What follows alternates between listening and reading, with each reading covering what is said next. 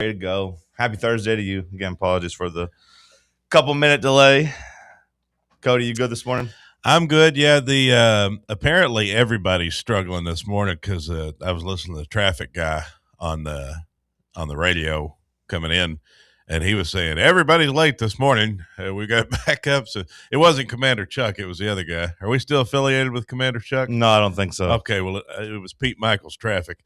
I wasn't going to give any free pub if we still had the old Commander there, but he's got a helicopter, I think, or at least he did. I don't know if he's up there or not, but apparently we got problems all over our fair city today. But still, yet it's good to be here. Good to be anywhere. How you doing? You feeling better? No, I feel terrible today. Feel terrible today? Yeah, I feel terrible. Oh no, Sam, you good? So good. Yeah, I'm doing solid. Not a whole lot from me yesterday. I mean, I forgot my headphones going to the gym, and that was a real realized it like as I pulled into the parking lot. So there's no going back there. Just gotta raw dog it like the old days, you know. When I realize mine's not in the car, I'll just sit in the car for an extra 5 minutes. Like, did I just go home? Like, no, go in. Now the gym I go to now, they play some pretty good music over the loudspeakers. Yeah, there's terrible music playing. Now, when I say pretty good, it's not always stuff I like, but like it's stuff they'll play some really, really hard rock sometimes. That could get you going. Yeah, or at least it's there. So it's better than like silence. Sounded like Target music where I'm working out at. Just like no, the one I'm at, like sometimes it comes through my headphones, they blast it. So if you don't have your headphones, you can still survive in there. As I was walking in, I figured with all the things that we have figured out in the world, gyms don't offer like complimentary headphones for people that that forget their headphones at home. Maybe how airplanes they give it away. Save that idea. Maybe we can open our own gym. Yeah, maybe. What were you going to say about airplanes? How they give you that little bag of pretzels? No, they give you headphones. They give you headphones if you don't have them. Yeah. Do they really? Allegiant doesn't, but some of the other airlines do. What's that supposed to mean? I fly American. I didn't know that. I didn't know you could get headphones on the airplane. I didn't know they'd give them to you. I mean, American might not either. I don't know. I've only flown American once. I mean, it's one of the big three, though. No, I know. I'm just saying I don't know if they do, but Delta always. I tell you what, American gives you is those Biscoff cookies. You ever have one of those? It's kind of like a gingerbread cookie. Yeah, it's kind of what it's like. I was going off of the Delta flight that I got headphones. Yeah, Delta will give you flight headphones, and then sometimes even when I don't need them, I take them because like I might need them at some point. So I do have like 3 pair of like Delta headphones stuffed down in my backpack somewhere. I also saw Walker That's a good idea, from though, the drive. Like, you could easily put some cheap headphones somewhere and yeah, check them out. Now, I don't know if you want to reuse them, though, is the thing. I don't know if they want to get into the business of having people reuse headphones. You could buy them for like $5. Yeah, you could have some cheap ones, even like $2, $3. I can't imagine they're much. You saw who, Sam? I saw Walker from the drive at the gym as well. Where were you, at the circus? He looked at me like I was an alien, like he had never seen me before. I walked up to him. I was like, "Hey, what's up, Walker?" And then I think he was just shocked to see me there because I could see like the look in his eye where he was just like, "Oh, I was not expecting to see this guy here." What was he doing? He was working out as well. Oh, I know, but what was he doing? What was the exercise he was doing? Well, I guess he kind of was at the end of his, and I was kind of at the beginning of his mine. He was on the elliptical, right? He's probably working on his glutes. I was in like the turf stretching, and then he was kind of coming through. Oh, he was sweating big time, so I was assuming that he was finishing up. I imagine it hit him pretty hard when I beat him in a foot race last year. If I was him, I would have been in the gym nonstop. I mean, that'd have been a life-changing moment for me if I was Walker, who's like, what? I mean, anywhere from – I don't really know how old Walker is. I assume anywhere from like 23 to 25. If I got dusted by me in a race, that would have been a watershed moment in my life. That would have been a fork in the road. I would have – What if he's been in the gym every single day sprinting – since that moment, and then we get into like fantasy football next year and he just Usain Bolts you in the that would be nice. I would hope so. I would tip my hat and say you put in the work, but when I size him up, I still think I got him in a foot race, and I've got a nice streak going of. Well, the guy's 300 pounds. But he's tall. I mean, hell, you always talk about how linemen are athletes and stuff. Hell, he should be able to outrun me. He ain't an athlete. He should be able to outrun me. Got long strides. Yeah. I don't know. Guys like that are slow. Well, clearly, I dusted him. Yeah. I'm still undefeated in foot races against people that I think I can beat. That's an important caveat there. Against people I think I can beat. Well, of course. Do you think your stomach is in knots because you're nervous about the upcoming Rod Stewart concert in town? No, it might be because of my Hawks, that third quarter. It's an absolutely dreadful third quarter in a big game. Came back, made it close in the fourth. But we got to find a win over the next two games to clinch our playoff spot and win that division. So I'm a little shook up by that. But I am in shambles. I am feeling bad today. That is true. All shook up. I am all shook up. I had a nosebleed this morning. Yeah? Yeah, it was just gushing out of my nose. I don't know what was up with that. That's weird. Yeah, it wouldn't stop either for quite a while. You know, normally you just stick a Kleenex or a piece of toilet paper up in there and just let it go away. It was like a 10-minute ordeal. Just kept gushing. I don't think I've ever had a nosebleed. Everyone always talks about it. Like I all my friends would be like, "Oh man, I had a crazy nosebleed last night or something like that." Woke up with one or something like that, and it's like I just have never really had one. Cody's mostly comes from like a lot of drug use. There's a lot of different reasons you can get a nosebleed. I understand that. I'm the same way. Came from trimming my nose hairs, I think. The only time I can remember getting one is when my sister was like 6 or maybe even younger. She had a real problem with trying to like pick my nose. A real problem trying to stick her fingers up my nose, and like she gave me a couple nosebleeds a couple times where she'd just get in there and start poking. Who did that? My sister. She was weird. Why? I don't know. She liked picking my nose. I don't think I would have let my sister in my nostrils. I tried not to. But she's a feisty girl. And what are you going to do? Beat up your sister when you're like 5 or 6? I mean, I'm trying to hold her back, and she'd just get her finger up there and just completely like dig my brain. It was bad. That's aggressive. Yeah, it's a memory I can vividly remember. Being in the back of the old Toyota in the backfield and her just on top of me, just I think I screaming, "Help!" I think I trimmed Get my off. nose hairs too hard. Stop. I think that's what it was. Bubba, you good this morning? Yeah, I'm fine. It's good. Good deal. 10 a.m. We will be joined by comedian Felipe Esparza as he is in Esparza. I'm glad we got to the bottom of that. Esparza. Yeah, Felipe Esparza. Oh yeah, there is no extra A there. I wrote an extra A there. Deep in Tanza. I'm glad you wrote that. You love making vowels. Well, yeah, I did in my head there. I'm glad we fixed that before he came on. Yeah, I didn't mean You're like anti-dyslexic. If we get it done now, you know. No, I'm being sincere. I appreciate you correcting me before he's on there. No Felipe Esparza will come on at 10 a.m. He's got a show at the Bijou tomorrow.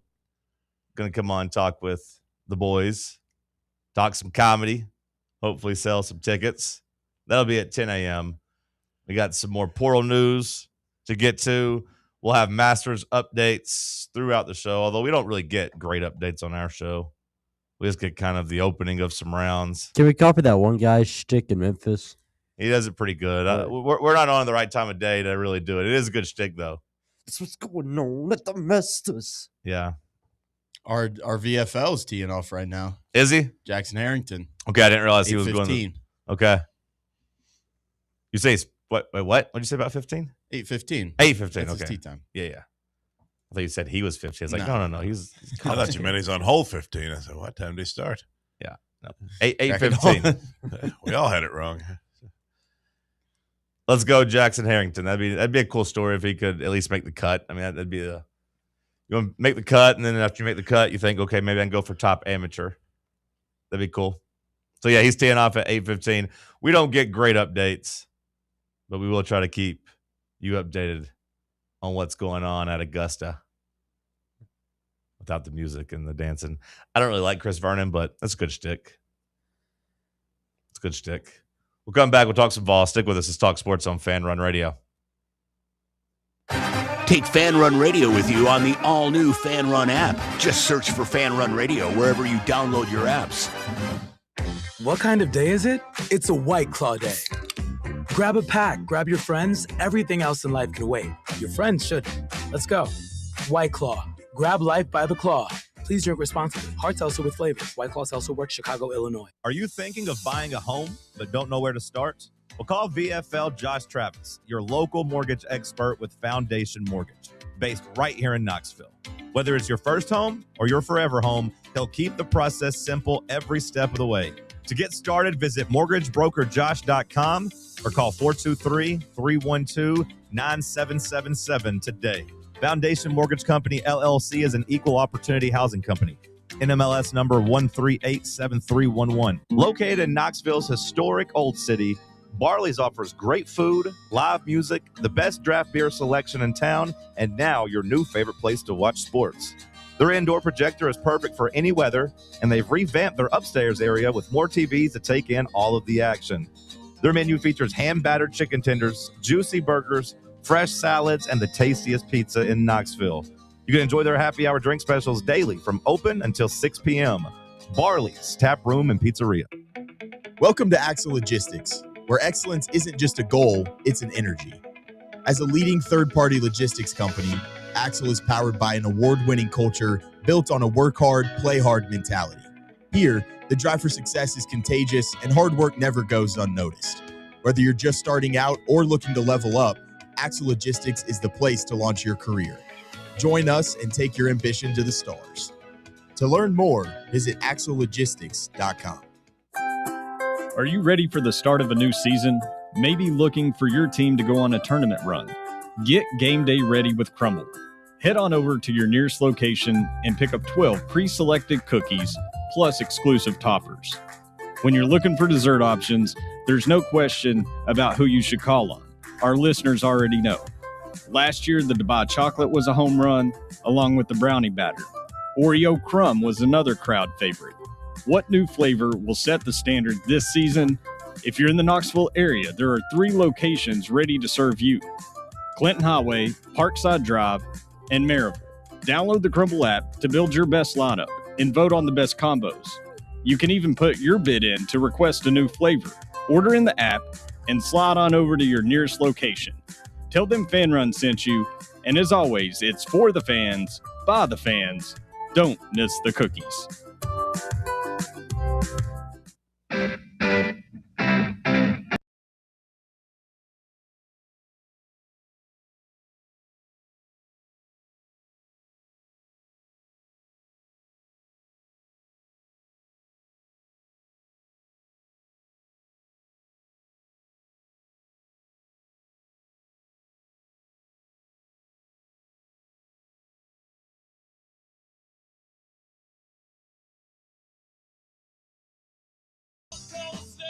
Got a little Tennessee transfer portal updates to get to. Hey, a little positive one. If you like, and you liked Troy Henderson, he fired his agent and said, you know what? I'm coming back to Tennessee. So there you go, Cody. Take back what you said about him, where you said you thought he was a dog. Turns out he is. He wants to be a Vol. Well, or you realize the grass ain't always greener. And wow, half the damn country's in the transfer portal. And I got kind of lucky getting a spot at Tennessee last year. Maybe I shouldn't rock the boat. Maybe I should stay at Tennessee. It's a pretty good spot for me. we'll take anybody we can get. Sam, your thoughts on Troy Henderson returning to school? Net positive, I'd say. Get yourself a bench point guard that you're familiar with, that isn't going to go give you 20 minutes a night or something like that, but a guy that you can feel good about as a returning player to give you 10 or 15 off the bench a night, and hopefully come in there and provide a shooting spark. We know that kind of that all those summer practices we heard about Nate Ament, Jacoby Gillespie, and Troy Henderson's ability to shoot the ball, and you're hoping that he can just get healthy and he can kind of become a factor from the perimeter next year. Yeah, I kind of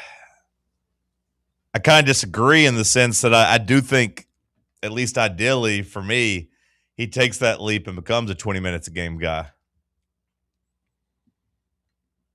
We'll see, but like he should be firmly in the rotation. Get his shoulder cleaned up, get him healthy, And yeah, you at least now have a backup point guard on the roster and a guy that can provide some shooting. I mean, he's shown a willingness to shoot big shots. And to me, that's almost half the battle. He's got to make the shots. But I was happy to see him come back. And it does feel like one of those situations where you actually get out and you check the landscape. And you're like, man, what am I doing? Why do I want to go through this? Tennessee is a really nice program. It's a really nice arena. It's a really respected coaching staff. We play in front of, 10,000 people minimum every night. Why would I want to leave to go take a step down somewhere when I can still make money here? It's not like Tennessee was telling Troy Henderson to leave. Well, why would I do that if I'm him? So I'm glad like common sense kind of won out and he reportedly fired his agent. Probably because the family realized the agent wasn't giving the best advice, the most selfless, looking out for the player advice. Well, the agents are just looking out for themselves. Sure. You would still hope, though, that like the agents, they want to get paid. And, like, don't get me wrong, I know a lot of them are slimy. But you would still hope that yours wasn't. You would still hope that yours is probably somebody that's a close family friend that isn't only using the player for a payday.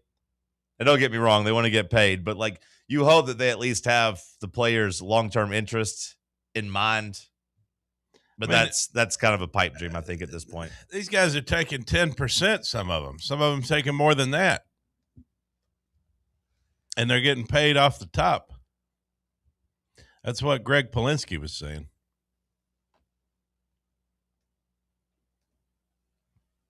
Pretty good money if you can get it. You just got to befriend high schoolers and win their trust over. Yeah. Maybe even start at an earlier age. Get them when they're in 7th or 8th grade, and they look good at basketball. Yeah. I mean, I guess that's a good business model, Some of these guys are getting paid big bucks. Big bucks. Because you got to think 10% of $1 million or whatever for some of these guys. I mean, they're making $100,000 on some of these guys. And that's math with Cody. Or more than that even. Just in one chunk. Now, some of these players probably wouldn't get as much money as they are getting unless their agents there are fighting for it and asking for ludicrous stuff. So in some situations, hey, giving them $100,000, but they make me an extra $300,000 might be worth it. But in some of these situations, they get them in the transfer portal and you look around and the player doesn't end up in a better situation and the agent doesn't care. He moves on. Why is an agent necessary? To take feelings out of it for the most part. Like, is it worth paying an agent $100,000 if you? Well, again, if he makes you an extra $300,000, you'd say yes. But what is he doing that you couldn't do yourself? Arguing, being awkward, being the bad guy. I just don't know if that's worth paying a guy $100,000. You could. Well, some people say it's not. Now, to avoid the confrontation. Like at the pro level, like you want certain things in your contract. They also act as kind of lawyers. The good ones do, at least. They have a good idea of legalities for the contract. But like you could, at the college level, you could pretty much have your standard lawyer doing this stuff for you and save a bunch of money. But you got to be willing to go out there and be a jerk. And these these agents are coming out there and saying, hey, my player wants $1 million.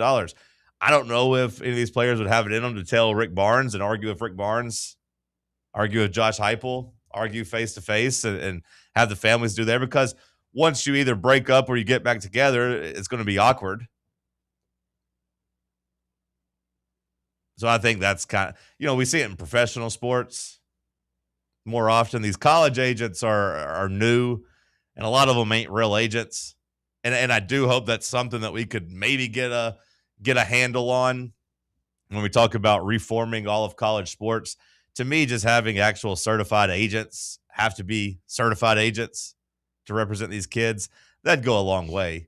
Versus, here's my uncle who thinks he knows everything that wants to cash in, that's waiting on this payday. Because you say $100,000.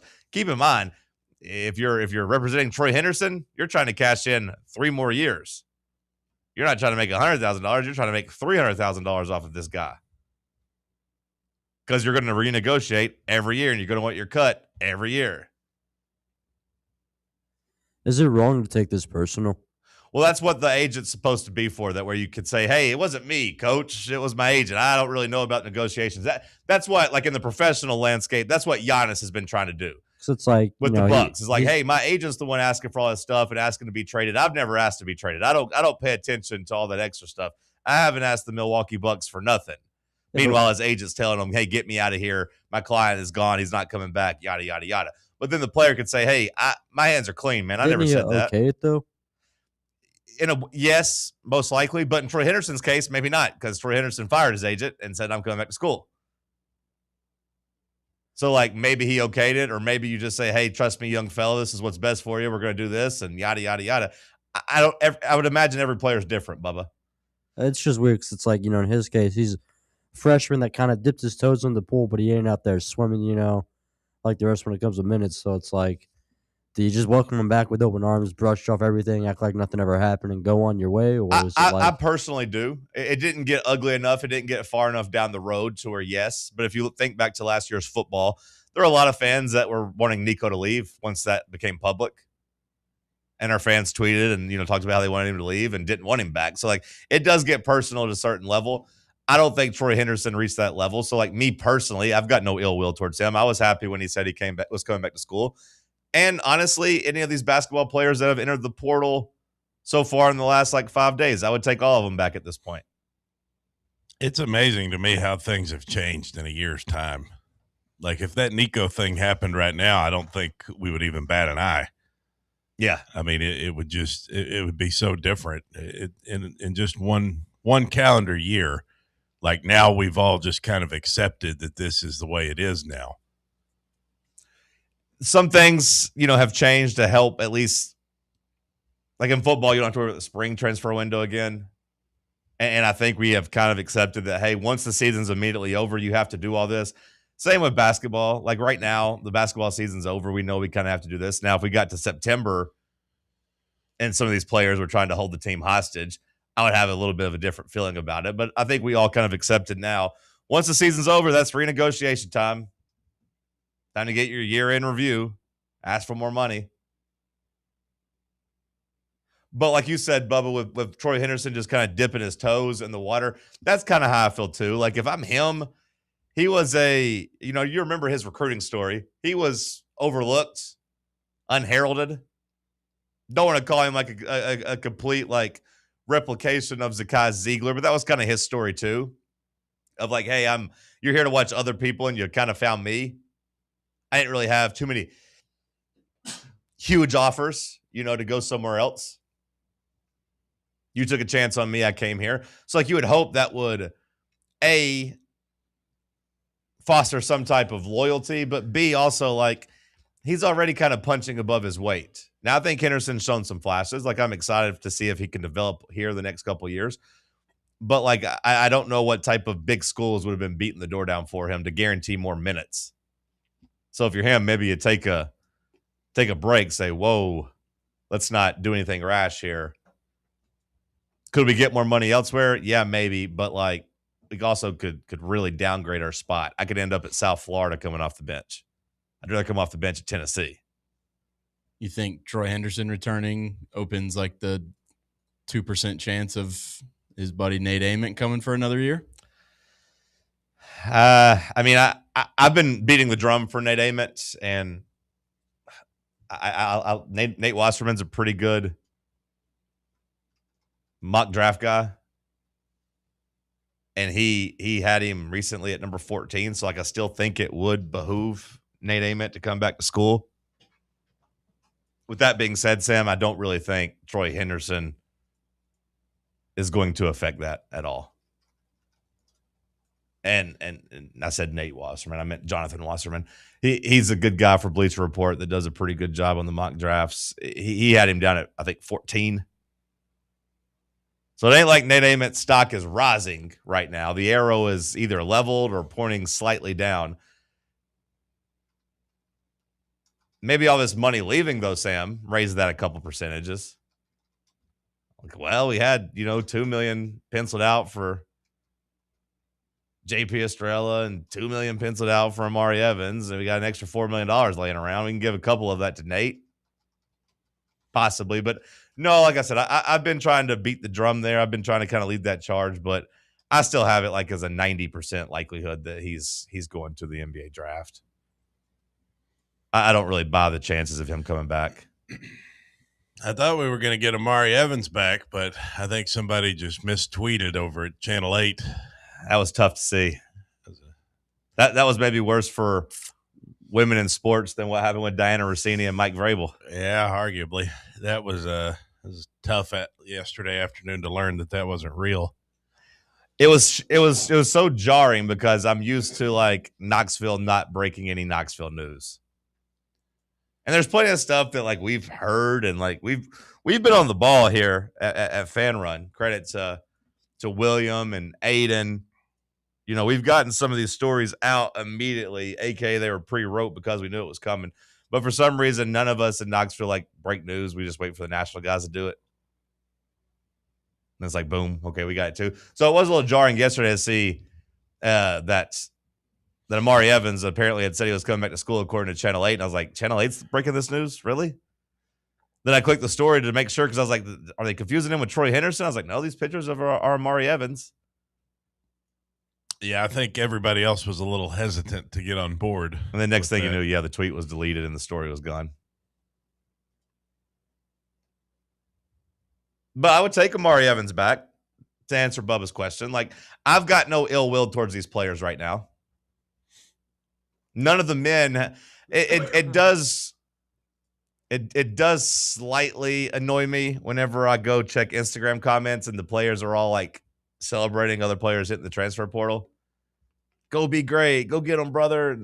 That irritates me a little bit. But at the same time, that's not my place to really judge. I understand they're teammates and they're going to be brothers and all that stuff. And they're going to be looking out. They're all doing kind of the same thing, just trying to do what's best for them. But as like a fan and a supporter of the program, that part annoys me a little bit, but not to the point where I wouldn't welcome any of them back. And so far, none of the men have burned it down on the way out, at least publicly. Yeah, I mean, we're all just adjusting to this new era. And ultimately what it comes down to is you want to have good basketball players on your team. So, like, can you fall in love with a player like you once could and be able to, root them on for 4 years and they get entrenched in the local community? Not as much anymore. There's not that Zakai Ziegler as much anymore. But at the end of the day, if they can get you a deep tournament run, that's all you really care about as a fan. That's all I really care about. Would you rather have likable players or good basketball players? Right. Most people would probably say they'd rather have good basketball players. Yeah. You can like somebody a lot easier if they're good. Yeah, you just accept the reality that everybody's kind of a mercenary now. And it's not as fun, but it's fun if you're winning. And I'm sure Michigan had a lot of fun. I was going to say viewership still up across the board. I mean, they just said like record-breaking people watch the NCAA tournament. So yeah, and that's still kind of fun. Dalton Connect. I mean, I would consider him a beloved VFL, wouldn't you? Because he's a winner. It's about winning. I mean, he was only here for 1 year, but Kentucky's been dealing with that for a long time. When you think back to the John Calipari, the one and dones, It's kind of a similar thing. I mean, not the same in that those guys were going on to the league, but you didn't have time to develop the familiarity, I guess, with the players. Well, it is funny that all those players then just turned and they're Arkansas guys now. Yeah. Well, I mean, back in the right, 10 years ago or whatever.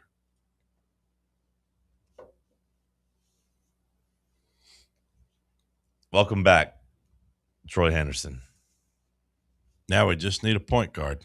Well, we got a backup point guard at least. Mm-hmm.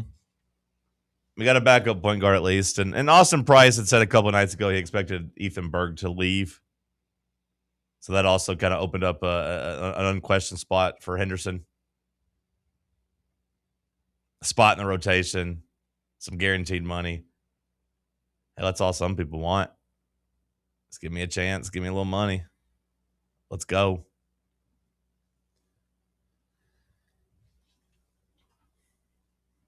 That's really all it is. That's all I've really heard, though, in terms of Tennessee's players. I mean, we'll see where those guys land. We'll see, once they start making their announcements. Cade Phillips to Alabama has been talked about a lot. We'll see if that comes to fruition. I've heard multiple schools with JP Estrella. I think everyone kind of thought it was Indiana from the jump, but I've been told it's not. There's some other schools also kicking the tires on him and offering him a lot of money. Zadoti was telling me Kansas was maybe interested in him. Really? Yeah. Yeah, I mean, maybe we undervalued JP a little bit. I don't know, because it does seem like some schools are willing to throw some big money at him, and they view him as the analytics love him in terms of like his field goal percentage and like his plus minus and box plus minus and all that stuff. Like he grades out as a really good player, and I think we liked JP here, but I feel like I'd be pretty sad if I was a Kansas fan going from that Badunga kid to JP Estrella. I'd say so.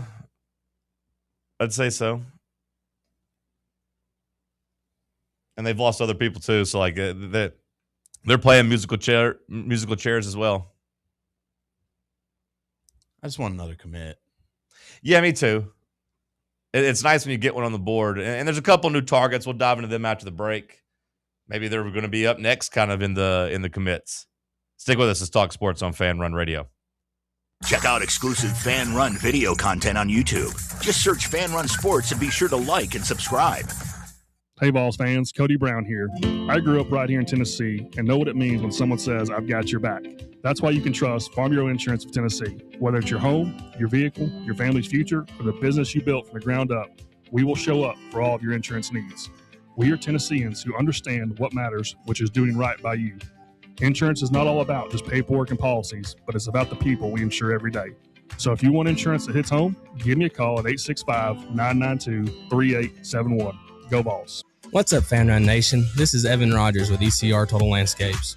I'm happy to announce that our free stump grinding promotion for Fan Run Radio listeners is now extended to March 31st, 2026. If you've got trees in your yard that need to come down before they fall on your home, don't risk it. Call ECR Total Landscapes and mention you heard our ad on Fan Run Radio, and we'll get rid of that problem tree for you and grind those stumps for free.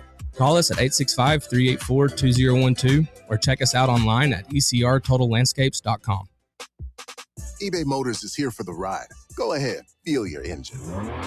Admire that perfectly installed exhaust. Your vehicle's moving along this freeway like it was made from fresh installs and a whole lot of love. With eBay Motors, you get over 122 million parts to keep it running. And with eBay Guaranteed Fit, they'll be the perfect fit every time. Plus, at these prices, well, we're burning rubber, not cash. Keep your ride or die alive at ebaymotors.com. Eligible items only. Exclusions apply. Running a business, coaching a team, planning your next big event, you need more than just gear. You need SM Athletics and Logo Solutions. Custom uniforms, branded apparel, promotional products, done right, done fast, and built to show off your brand with pride. From local businesses to high schools to major universities, SM Athletics is trusted by winners. Get real service, get real quality, get noticed. SM Athletics and Logo Solutions, where your brand comes to life. Visit smathletics.com and let's build something great together. Surfside is made with vodka, real tea, and real juice, and has only 100 calories, 2 grams of sugar, and 0 bubbles. That's right. No bubbles, no troubles. That's why Surfside was named the 2025 Spirit Brand of the Year by MarketWatch. Their variety packs come with options: iced tea, lemonade, or green tea. Find your flavor by trying them all. Surfside, sunshine in a can. Must be 21 or older to enjoy. Party smart.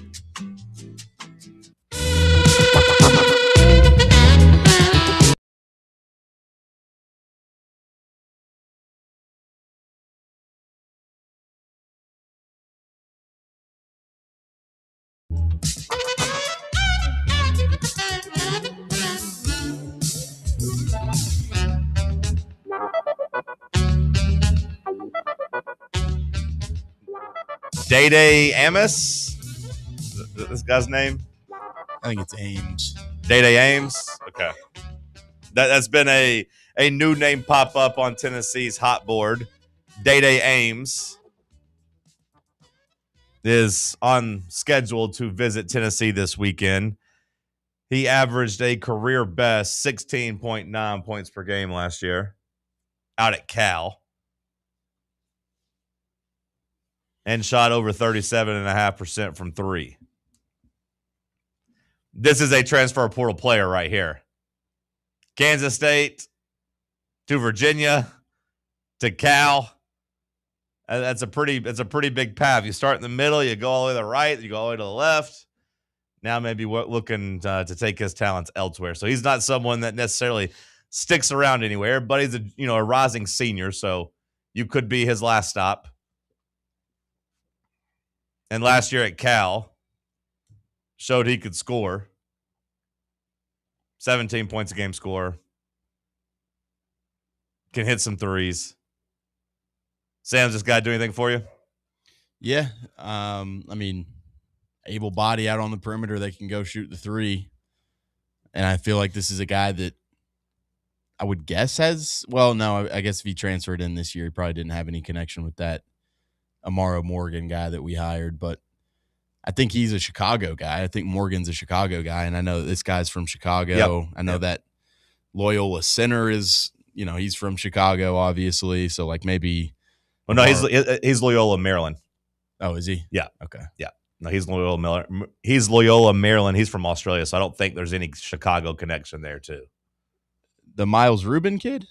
Oh, no, I'm talking about the center. Is it Adair? Oh, yeah. That kid is Loyola, Maryland. Okay. I'm talking about this Miles Rubin center kid who's on a visit as well. I know he's from Chicago and went to Loyola Chicago. Okay. So we're talking about two different Loyolas. Yeah. We're talking about two different players. Okay. Yeah. My bad. But I do think this Amaro Morgan guy, with Gainey coming out, maybe this is kind of your new lead recruiter kind of guy. And it seems like he's going after some guys that have talent, but he's also familiar with, that he's got relationships with, hopefully. It does seem between this guy and, you've heard a lot about Juke Harris from Wake Forest. It does seem like Tennessee is really focused on finding a guard that can go out and get buckets. We're looking for a two guard that doesn't really pass the ball too much, that just goes out and scores. That does seem to be high on Rick Barnes' list of talent he's trying to acquire, Cody. That's what I'd like to see. I mean, when's the last time we had a good two guard who went out and got buckets?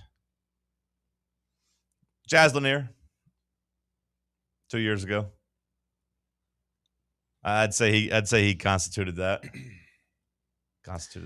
I'd say he did that. He scored a pretty good amount. He's a good scorer. He could get buckets. I don't feel like we've ever really had that elite guy, though. He was pretty good. I mean, I don't want to say that he wasn't, but he wasn't. I'd love to have that just special player like that. Connect was a special player, but he wasn't a two guard. I don't really think these guys are going to be better than, or at least my standard, my expectation for these guys. Any of the two guards we're linked to, I don't think they'll be better than Chaz Lanier. Now maybe they will be. You don't think we can find a guy that could replicate what Chaz Lanier did? Maybe I'm undervaluing Chaz Lanier. I think you're undervaluing Chaz Lanier because he came after Dalton Connect, but I could be wrong. Maybe I'm overvaluing him. Yeah. Maybe the truth is somewhere in the middle. Sam, how do you feel about Chaz Lanier? Do you think any of these transfer portal guys that we're linked to could come in here and play better than he did at Tennessee?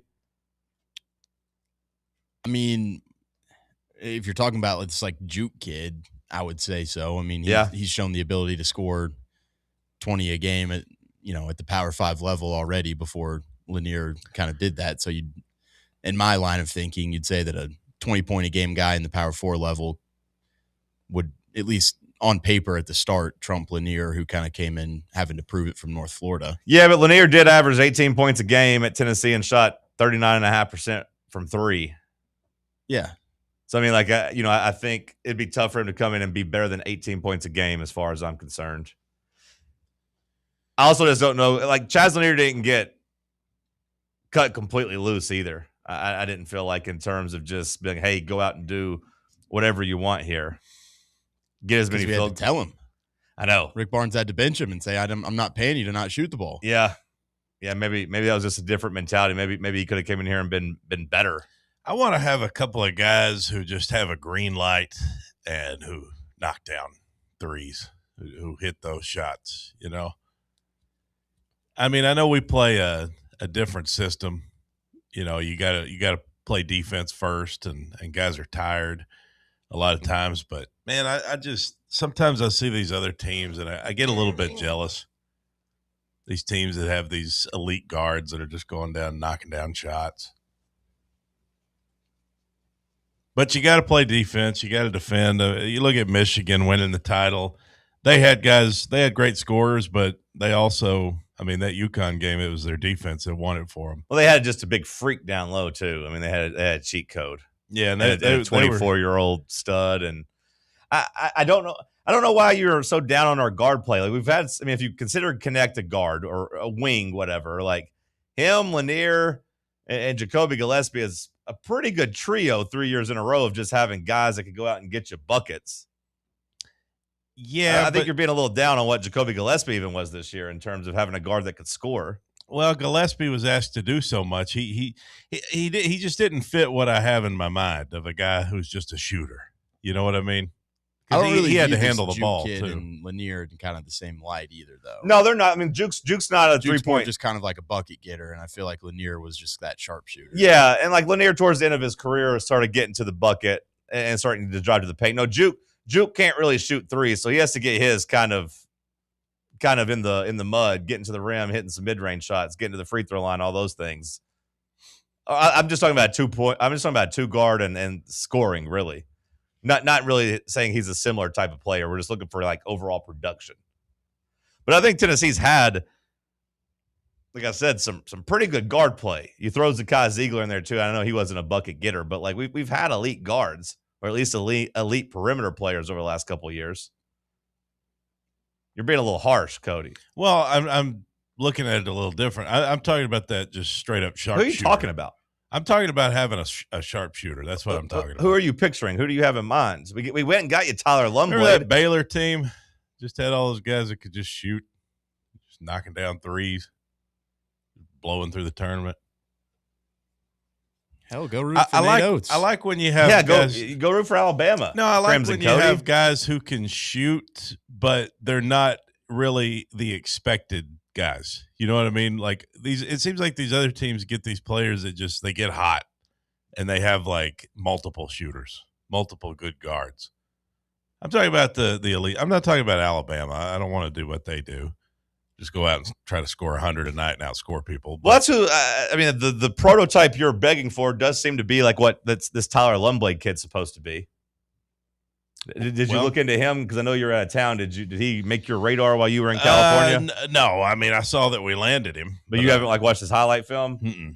Go watch his highlight film. Let me send you a clip. Where's he from?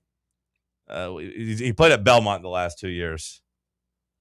I imagine that's what you're talking about. You just want a guy that's going to run around screens and hit shots. Is the guy you're picturing in your head white? No, not necessarily. But kind of. Black shooters are just as good as white shooters. I'll take black shooters, white shooters, Latino shooters. Is this the type of guy you're talking about? What's his highlight film? Is he just kind of coming around pulling? Yeah, guys like that. Yeah, that's what I like.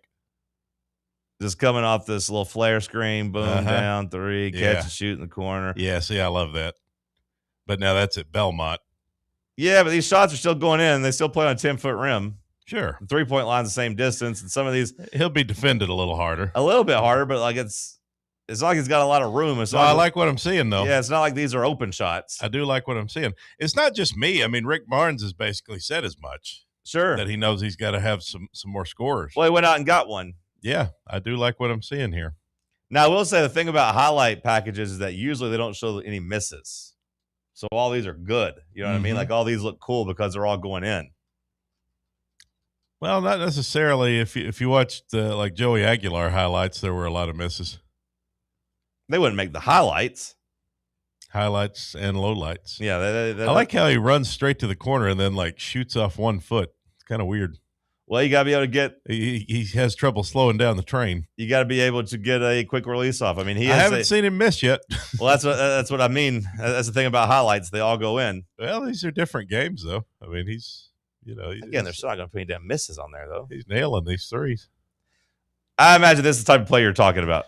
Just kind of catch and shoot and can get. Yeah, basically, I'm seeing Steph Curry here. I mean, the guy just doesn't miss. Well, there you go. We got him. So that's our starting 2 guard? I don't know if he's a starting 2 guard. I don't know what his agreement is. I would be shocked if he was like guaranteed a starting 2 guard spot. But, right now he's a starting 2 guard because we ain't got no other guards. Right now he is. I wouldn't be surprised if he was like a 6-man playing like 27 minutes a game, something like that. We just need a point guard, and we need like a big, like 7'4" African guy down low, and I'll feel pretty good. Still haven't seen him miss. Yeah, we need a star guard. Maybe it's him. I'd like to get multiple sharpshooters. 2 sharpshooters, 1 elite point guard, and a 7'5" Spanish guy. This Rubin kid from Loyola Chicago fires me up.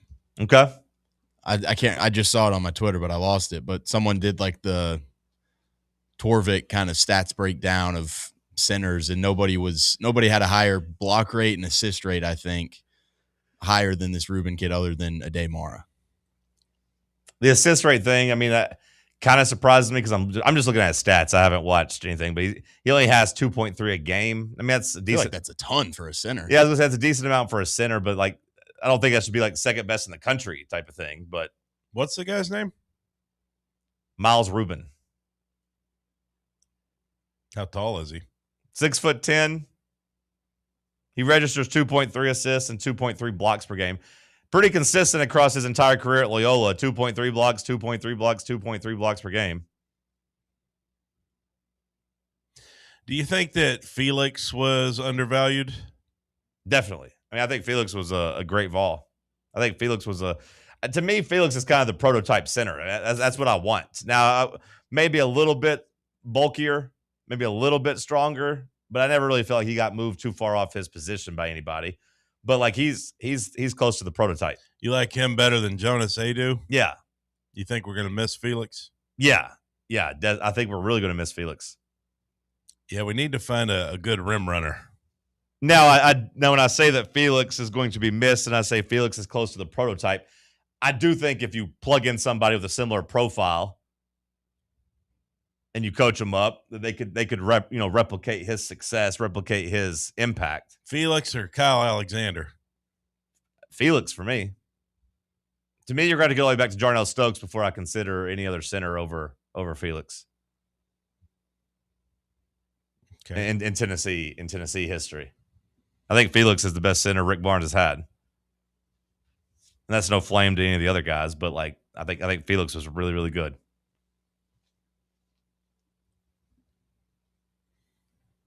I think he was willing to do all the dirty stuff and didn't necessarily need the ball or pout it ever really. I'll miss him a lot. It is interesting to me how a basketball roster can be put together, like because there's different ways of doing it, and like seeing the approach that different coaches take. Because there's only so many things you can do, like with football, you got 22 guys to think about, plus special teams. But basketball, it's just what 5 guys do you want to have out there? What do you want to emphasize more than you do other things? Yeah.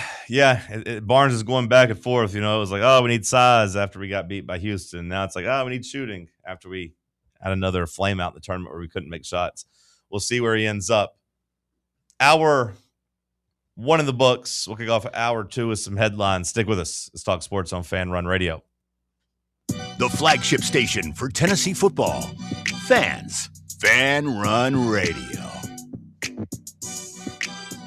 A brand built in Tennessee and born from the love of the game. Inward Half revolutionizes golfing comfort, Crafted by a former pro and dedicated enthusiast just like you, our luxury performance wear guarantees you stay cool and comfortable through every swing and every day.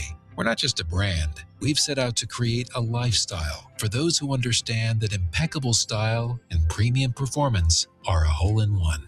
Enjoy the walk-in with Inward Half. At Knoxville Insurance Group, they understand the challenges many consumers face when searching for insurance coverage. That's why whether it's for you, your family, or your business, they create a coverage plan specifically for your unique needs. Knoxville Insurance Group is an independent firm, which means they aren't beholden to just one insurance company. They search multiple companies, acting as your negotiator to find you the best possible policy and price.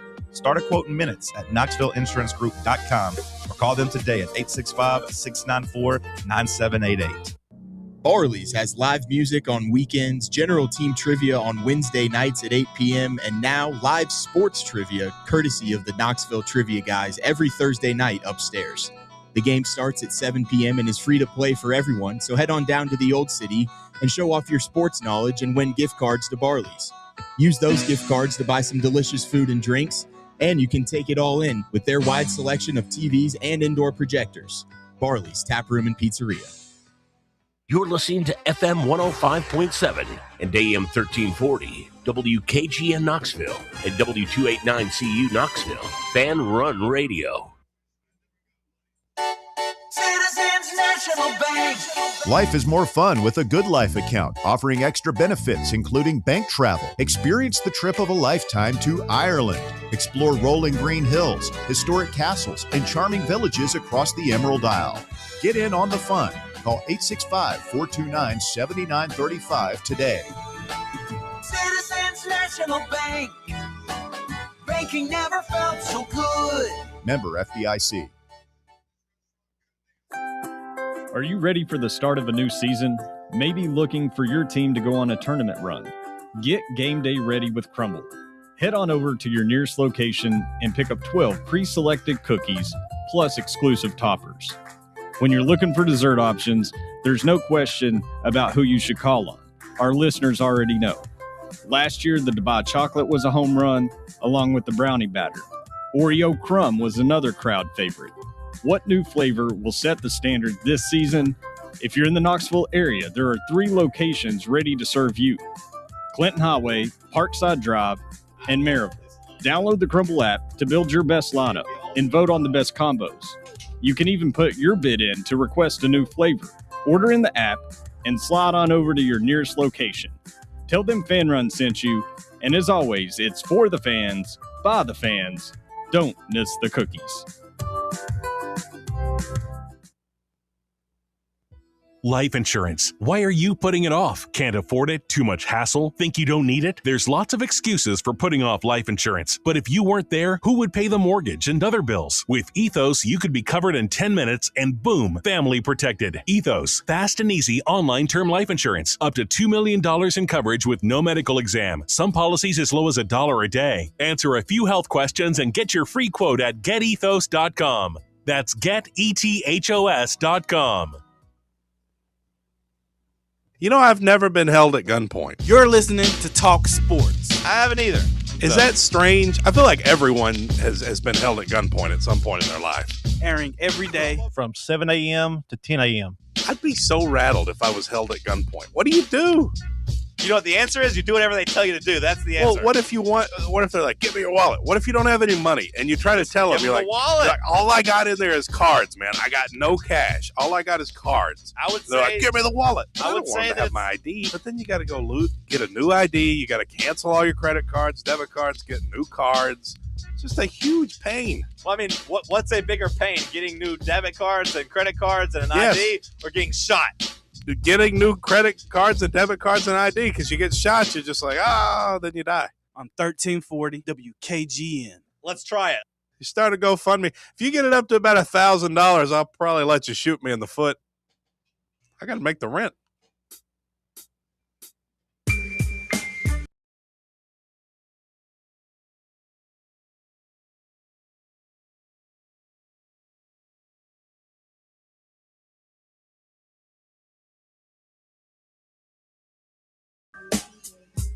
Hour number 2 kicking off here in the White Claw Hard Seltzer Studios. Let's check in a little quick Masters leaderboard update brought to you by Inward Half.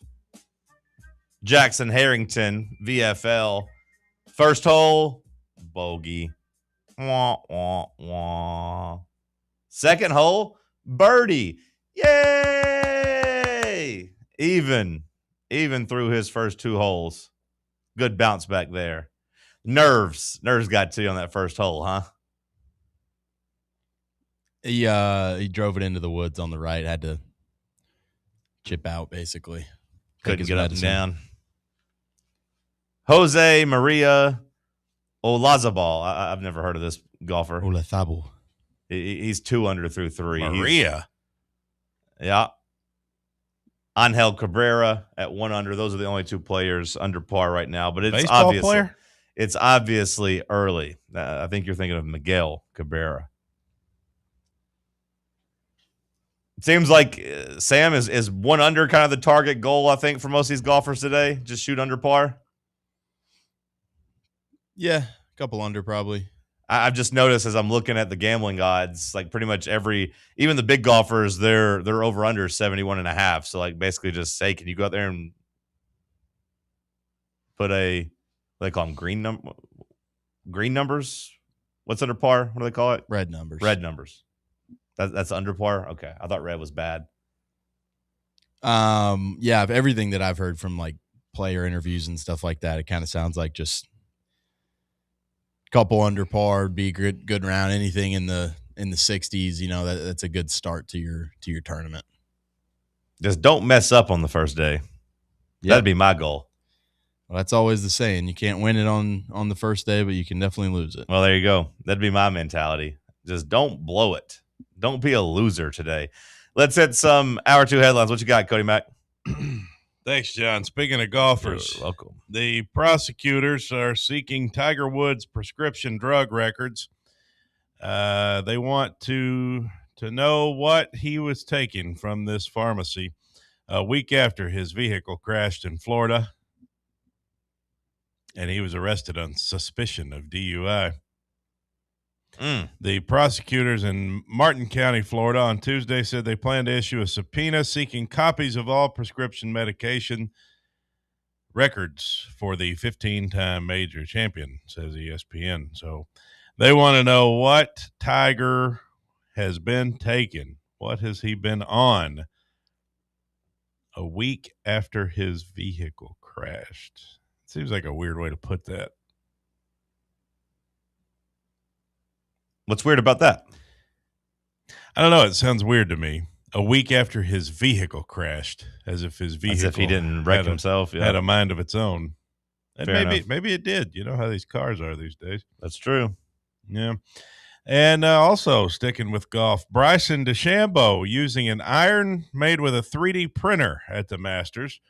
The Live Golf League captain, DeChambeau, has used myriad strategies while trying to win a green jacket in the Masters, but none are as outside the box as the formula he's cooked up this year.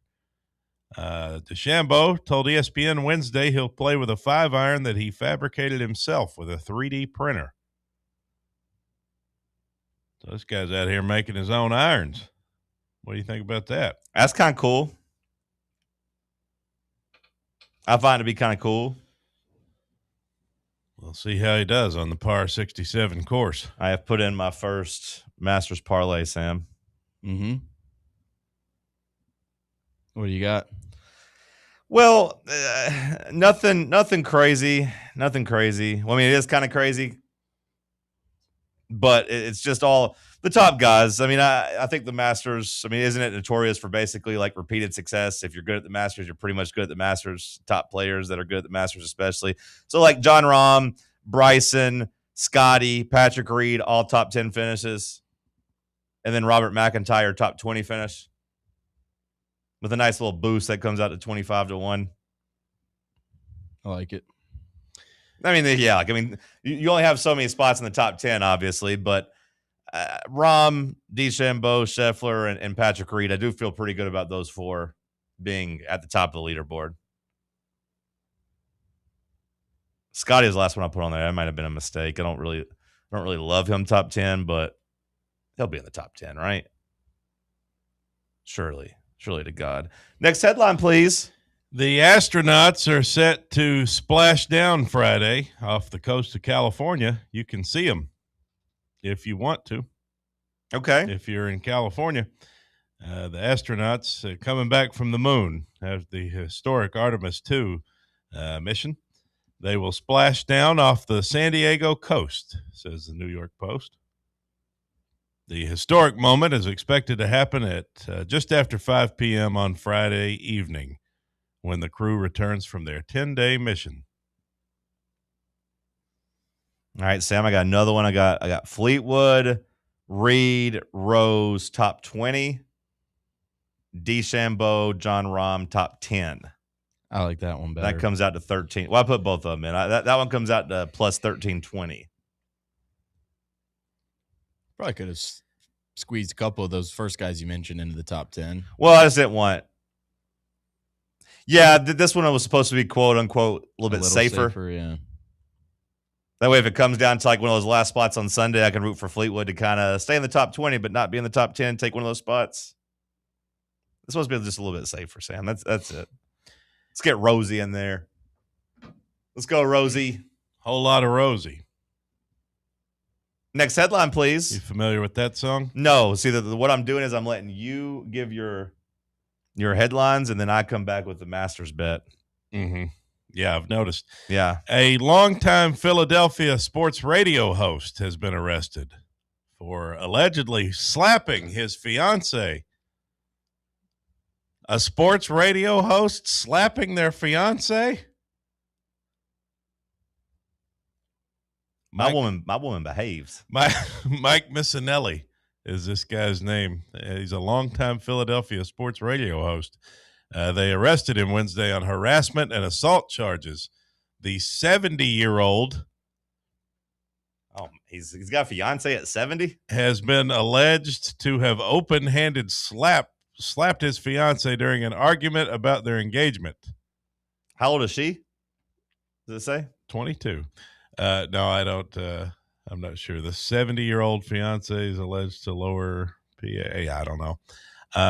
Apparently, one officer noticed blood on the forehead and a cut and swollen ear. So I guess he hit her pretty hard, seems like. This guy's a longtime Philly sports host. You ever heard of him? No, I haven't. Okay. I still just can't stop finding tweets and random videos of this Rossini stuff. It's so wild to me. She finally got back to business today, tweeting out about sports. Yeah. She had kind of disappeared the last 2 days, but she did put out a new post today, which, of course, the replies were just flooded with questions and comments and jokes about her. Every clip I see just makes me feel bad for her husband. Yeah. She's so mean to him. And maybe it's a joke, but at a certain point, I'm sure he's just like, yo, can you stop? Especially now that like it looks like she has completely disrespected him. That's tough. I kept it simple. Just Patrick Reed under 72.5 today, round one. Let's just shoot even par today, Patrick. Because hell, I about sprinkled him just to be the first round leader. Let him come out and shoot something real low. 72.5. Just shoot even par today, Patrick. Let's do that. Oklahoma City has locked up the number 1 seed. Okay. In the NBA. Yeah, it's back to feeling like it's them versus the field for me in terms of championship. Now, that being said, I am hoping for a conference finals war between them and the Spurs. I'd love to see them go 6 or 7 games. Wemby versus Chet. That's what I want. But on the other hand, I don't want the Spurs to break through and win a title just yet. I don't want to kneel before our French alien god just yet. I want him to have to struggle a little bit to win a championship. I don't want him to win one his first year. I know it's not his first year, but it's like first legitimate year where they're actually competing for a championship. I'm rooting for Denver. I want to see Jokic and Gordon and Murray. Denver. I want to see Jokic, Murray, and Gordon be healthy at the playoffs because they could have beaten the Thunder last year had Gordon not tore his hamstring. I want to see them full strength. UCLA celebrates its basketball title with fans at Pauley Pavilion. If you're Carlos Ortiz, you just go home. I just saw that, yeah. You're 7 over through 5 holes. You've gone bogey, double bogey, bogey, double. Do you just like withdraw and say, my back hurts? He's definitely not having fun right now. There's less shame in withdrawing in my eyes than shooting like 14 over, buddy. So be careful. Maybe you get the reps in, though. You just take your medicine and you don't take it for granted. You're playing at Augusta, I guess. Our guy just threw a dart on 4. Did he? Maybe not dart, but good birdie opportunity. Okay. Let's go, Jackson Harrington. Lauren Betts and her UCLA teammates celebrated at Pauley with the fans. She said, "This team is going to go down in history. We've earned it." That's not nice to say. Use that That's voice. what she Lauren said. Betts. That's not how she sounds, is it? We've earned this championship. Why is her voice? This group is so special. That's the same voice you use for Bear. We're all best friends. Does this girl remind you of Bear? I'm just telling you what Lauren Betts said after the. Well, you have been talking about how cute you find Lauren Betts. So no, I haven't. I haven't said that one time. It would make sense as to why you're using your Bear voice for her. I haven't said that one time. I'll say it. Well, say it. Cody thinks She's kind of cute. I don't know what this You girl think looks she's like. cute, Let me Bubba? see what she looks Absolutely. like. I don't know what she looks like. Lauren Betts. You climbing that tree, Cody? You're going to disrespect a young woman just trying to express her interest in the athletic world and then try to, progress in her career. She is a big old mama. You are right about this. I didn't watch any UCLA, really. It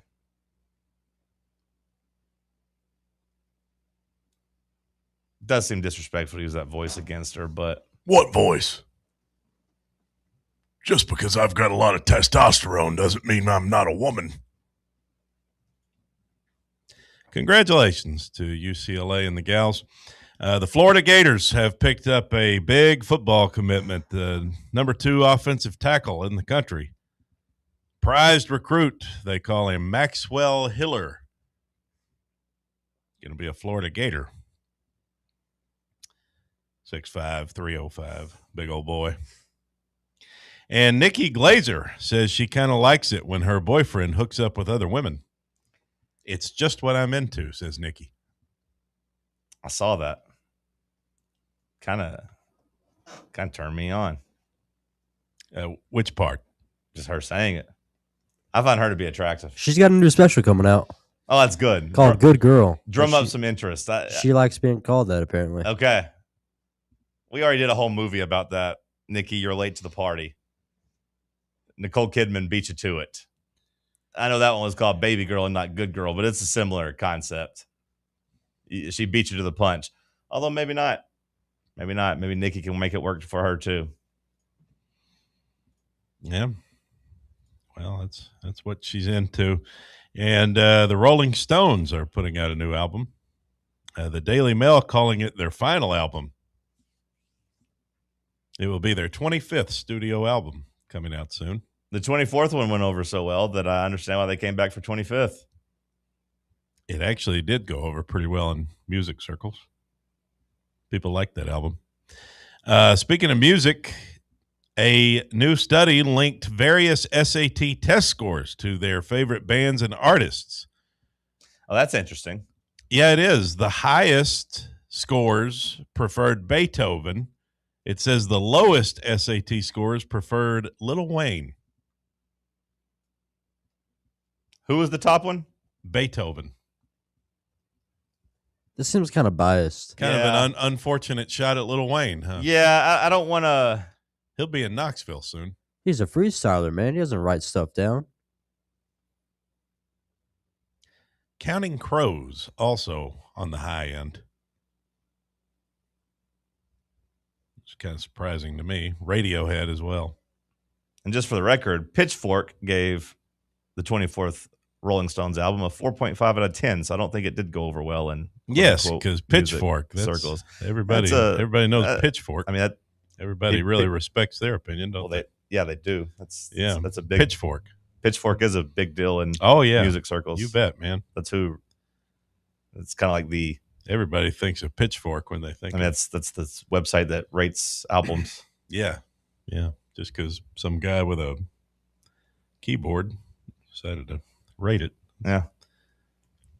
It's kind of like in the movies when you have like Metacritic that rates them. Sure, that's the equivalent.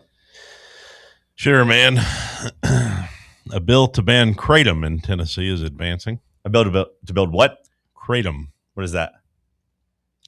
Some kind of drug, some kind of substance. We're going to build a drug here? No, it's to ban it. Ban. I thought you said build. What is kratom? What kind of drug is that? Do we know? I've never heard of that before. I've heard of it, but it's I don't know exactly what it is. I guess it gets you high. I don't know. I think it's really weird. It's like, is this I think like small doses of it like help your brain, but if you take too much of it, you do get high off of it or something like that. I don't know. I see stores that say they sell it.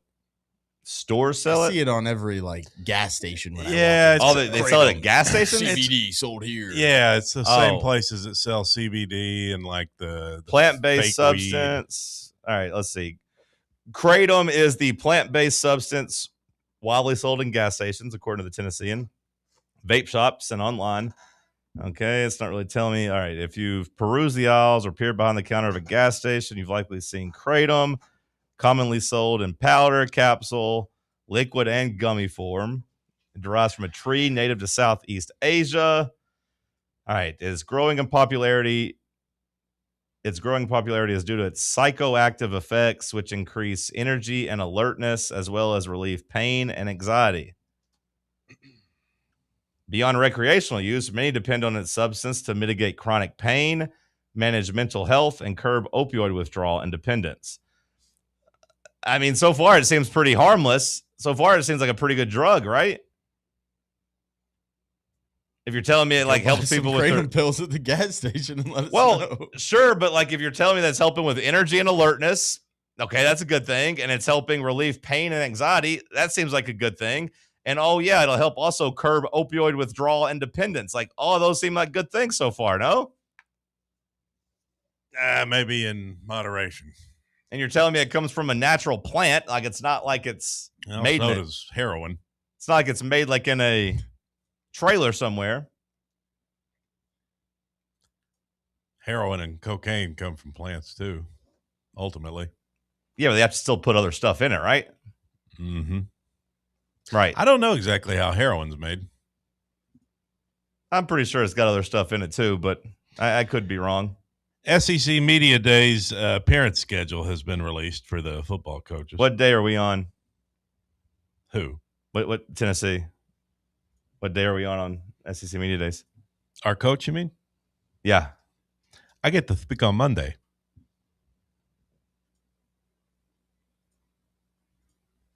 Who else is on Monday?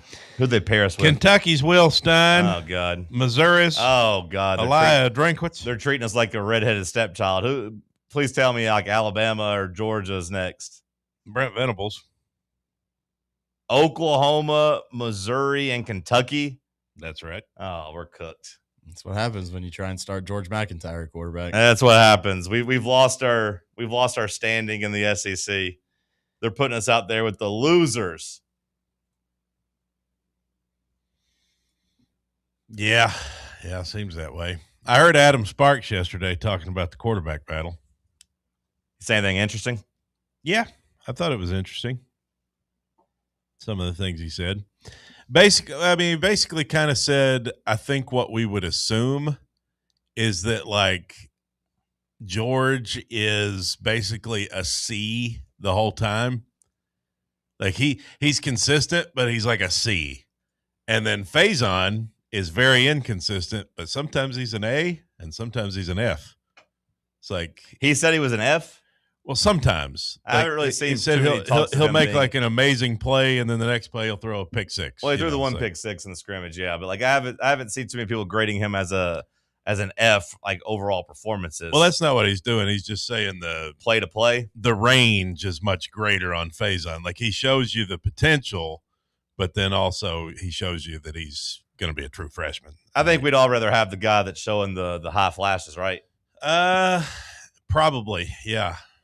I mean, I think I'd take my chances there. Let the coaches try to coach out the D's and the F plays. Especially if they can get that floor up. You know what I'm saying? Get that floor up to where eventually maybe the bad play is a C instead of an F. A Chattanooga resident died of a fatal interaction between kratom and a doctor-prescribed medication. So there's a Matthews bill as well. There is the name of the thing trying to ban this. He also said that Josh Heupel thinks that the quarterbacks are basically where they need to be right now. It's like not where they need to be for the season, but like their progression is where he expects it to be. Okay. That everything's going along to plan. Well, that's good. As long as Josh feels comfortable.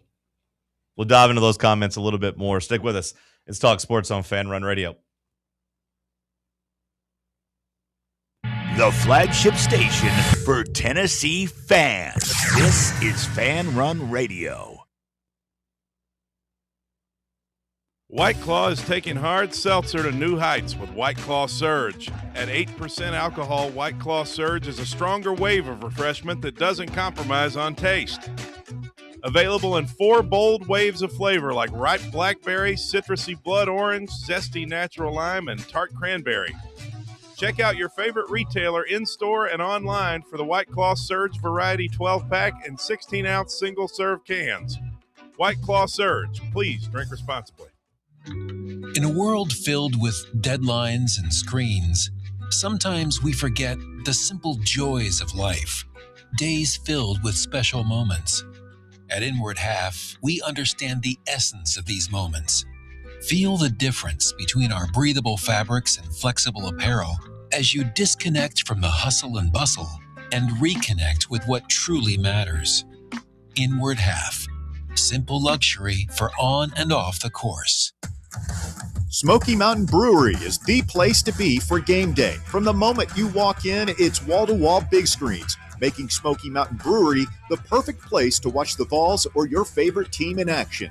With locations in Turkey Creek, Maryville, Pigeon Forge, and Gatlinburg, you're never far away from a great time at Smoky Mountain Brewery. Try one of their world-famous microbrews like Black Bear Ale, Mountain Light, or Cherokee Ale. Juicy burgers, wings that bring the heat, and delicious handmade pizzas made with hand-tossed crust from the freshest ingredients and their own special sauce from a secret recipe, topped off with hand-grated cheese and farm-fresh toppings. And don't forget, those famous microbrews are also available in kegs for your next party or in 6-packs and growlers to go. So grab your crew and head to Smoky Mountain Brewery and tell them Fan Run Radio sent you. Smoky Mountain Brewery. Eat local, eat good. Welcome to Axle Logistics, where excellence isn't just a goal, it's an energy. As a leading third-party logistics company, Axle is powered by an award-winning culture built on a work hard, play hard mentality. Here, the drive for success is contagious and hard work never goes unnoticed. Whether you're just starting out or looking to level up, Axle Logistics is the place to launch your career. Join us and take your ambition to the stars. To learn more, visit axlelogistics.com. At Knoxville Insurance Group, they understand the challenges many consumers face when searching for insurance coverage. That's why whether it's for you, your family, or your business, they create a coverage plan specifically for your unique needs. Knoxville Insurance Group is an independent firm, which means they aren't beholden to just one insurance company. They search multiple companies, acting as your negotiator to find you the best possible policy and price. Start a quote in minutes at KnoxvilleInsuranceGroup.com or call them today at 865-694-9788. Vol fans, reimagine your home at Broadway Carpets and Flooring for any remodeling or building needs. With a variety of carpets, rugs, hardwood, vinyl, and stone, Broadway has all the flooring and installation options you're looking for, including pet-resistant products like Pet Perfect Carpet from Shaw Floors. Visit their showroom in downtown Knoxville or the location in West Knoxville located on Kingston Pike near Pellissippi Parkway today. Good morning, sports fans. It's Aiden Sidoti with your Talk Sports update. Tennessee basketball freshman guard Troy Henderson announced Wednesday that he's withdrawing his name from the transfer portal and returning to Knoxville, one day after announcing his intentions to explore options elsewhere. In the MLB, Angels outfielder Jorge Soler and Braves pitcher Ronaldo Lopez each received 7-game suspensions from Major League Baseball, a day after both were ejected following a benches-clearing brawl. And in the NBA, Nikola Jokic posted 14 points, 15 rebounds, and 10 assists for his 34th triple-double of the season as Denver beat Memphis 136-119 for the Nuggets' 10th straight win. For full coverage of all men's and women's transfer portal movement, head over to fanrunradio.com or download the new Fan Run Sports app to stay locked in. And now back to the studio.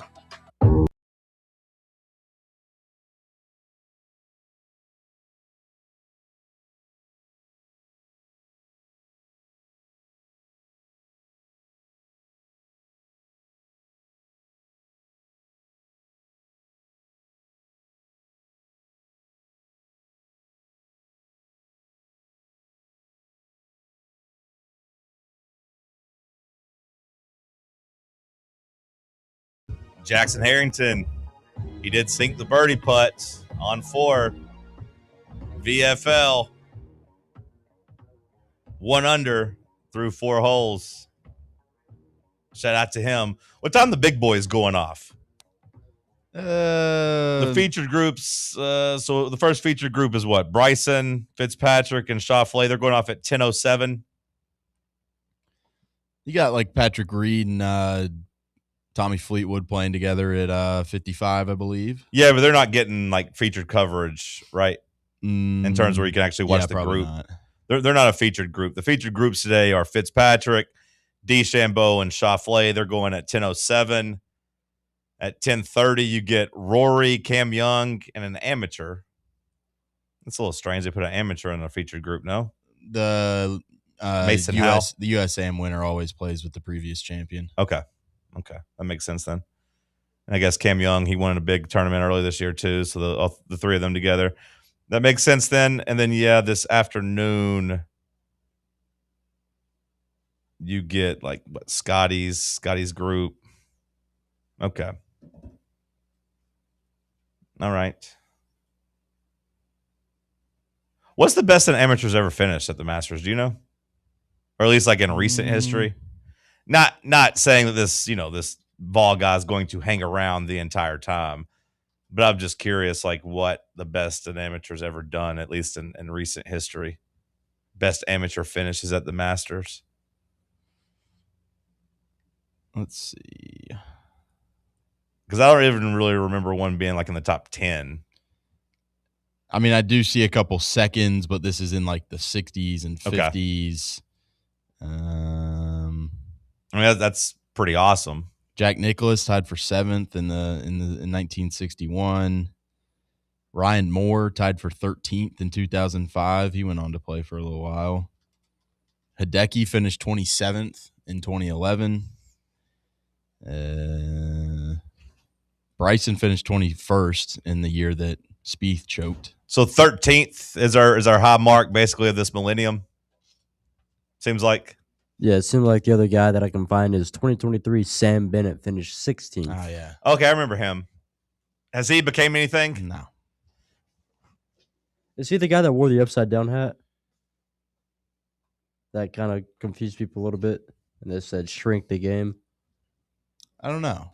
That's not ringing a bell to me, but I do remember his name, but he didn't end up ever becoming I think he's like struggling to make Corn Ferry events right now. Okay. Hovland was tied for 32nd in 2019. So tied for 16th. If you make the cut as the amateur, that's a very big nice accomplishment. Yeah, and they give you a little coverage. I know, like for the top amateur, they show some of your shots on Sunday to keep up with that. But I just didn't know what the high mark was, what the realistic thing we could root for. I know making the cut's a big accomplishment, but it'd be cool if he could finish top 20, top 30. At least become an answer to a trivia question, or at least a partial answer to a trivia question. Cody, did you see Tony Vitello yesterday? He went viral again. No, I don't. I try to avoid Tony if I can. Sam, did you see Tony Vitello go viral again yesterday? Just makes me sad, you know. This one was kind of sad. As the San Francisco Giants, I feel like for as long as I can remember, have had just like old ass ball boys. They basically have like old men in jerseys running out there fetching the balls. And Tony gets caught on camera, and the Rip leaders are accusing him of saying, "Worst ball boy ever. Bleep me," as this old man tries to go out and get a baseball. Vitello looks disgusted at this old man going out there to try to get the baseball. He got a big win, didn't he? Yeah, they're playing a little bit better. They've won their last two. Yeah. It's such a long haul in Major League Baseball. You think there's any chance he could be one and done? Oh, yeah. I mean, there's definitely a chance. There's definitely a chance. If it's just a complete train wreck? Yeah, like I don't know like where I would set those odds. I find it hard to believe he wouldn't get a second year, but there's definitely a chance that it goes poorly. I mean, I see a lot of people making the connection, you know, hey, it's going poorly there, it's going poorly here. Just get the band back together. I don't think that's ever going to happen. Because of Danny White. The timing of the seasons just doesn't add up. Timing of the seasons. The timing of the season doesn't really, to me, it shouldn't really affect it, though, if like you're just willing to make the move back to Tony. You know what I mean? Like if he's willing to come. He's not going to do that to Josh Elander either. Danny White's ego wouldn't take Tony Vitello back, I don't think either. Yeah, and he's not going to do it to. He's not going to do it to Josh Elander either. He doesn't want to. I would imagine he doesn't want to derail his opportunity. I mean, your season ends in June at the very latest, and an MLB season's going until October. You're just completely whiffing on the transfer portal for that season if you want to bring a guy back from the MLB. Yeah, but I mean, to me, it would be worth it if you had Tony. Like that, they could make the timing work. Now, it's just kind of a dream. To me, more realistically, now if you ask me if he gets fired in the middle of a season, if you told me like, you know, would Tony Vitello be one and done in Major League Baseball? I'd say no. But if you asked me if he was going to be 1.5 and done, I'd say, okay, yeah, that might be possible. Like they fire him halfway through the second season. Yeah, I mean, it's not going to happen, but it's just kind of a dream. Just another day and another viral clip for Tony. So Mike Wilson said that George has basically been a C the entire time. That was his take. What? Mike Wilson said that George McIntyre has basically been a Adam Sparks. Adam Sparks. Yeah. Sorry. Apologies to Mike Wilson. Yeah. Same publication. No. He moved on. He's at VolQuest now. Mike Wilson is? Yeah. Oh. Well, nonetheless, yeah, he said basically that George is kind of what you thought he was. Okay. You know, and they thought he would be further along by now. Well, see, that was kind of the gist of it. Okay, see that to me is interesting because then you said that that they believe Josh Heupel thinks that the quarterbacks are where they need to be. The way that Adam Sparks said is they thought George would be further along when he started, but that in practice he's been what they wanted him to be. Like he's gotten better in practice. Okay, is what he said. But the starting point, they thought he would have been further along than he was starting. The way I phrased it last week when you weren't here is that it seems that everyone has kind of come on board now that it's basically equal. It's basically even, which to me says that it is going to be Faison Brandon, because if he's already wiped away the lead that George McIntyre had on him, I'd imagine over the next couple months in the offseason and then in fall camp that he will officially take the reins. You would think that. You would think that Faison would only get better with more experience, more reps, more time. And George seems to kind of be where he is. But Adam Sparks did say that George had that the staff was pleased with how he had been practicing lately, like the last couple weeks. I know I've said it before. I'll say it again. It's really nice that there's no spring transfer portal window. it's really nice that you don't have to worry about anybody on your roster dipping, leaving you. You don't have to really worry about coddling either one of these quarterbacks. Now, this situation doesn't really call for that because I think both both George McIntyre and Faison Brandon are kind of in a fight to the death, especially George McIntyre. I think he's in a fight for his football life here.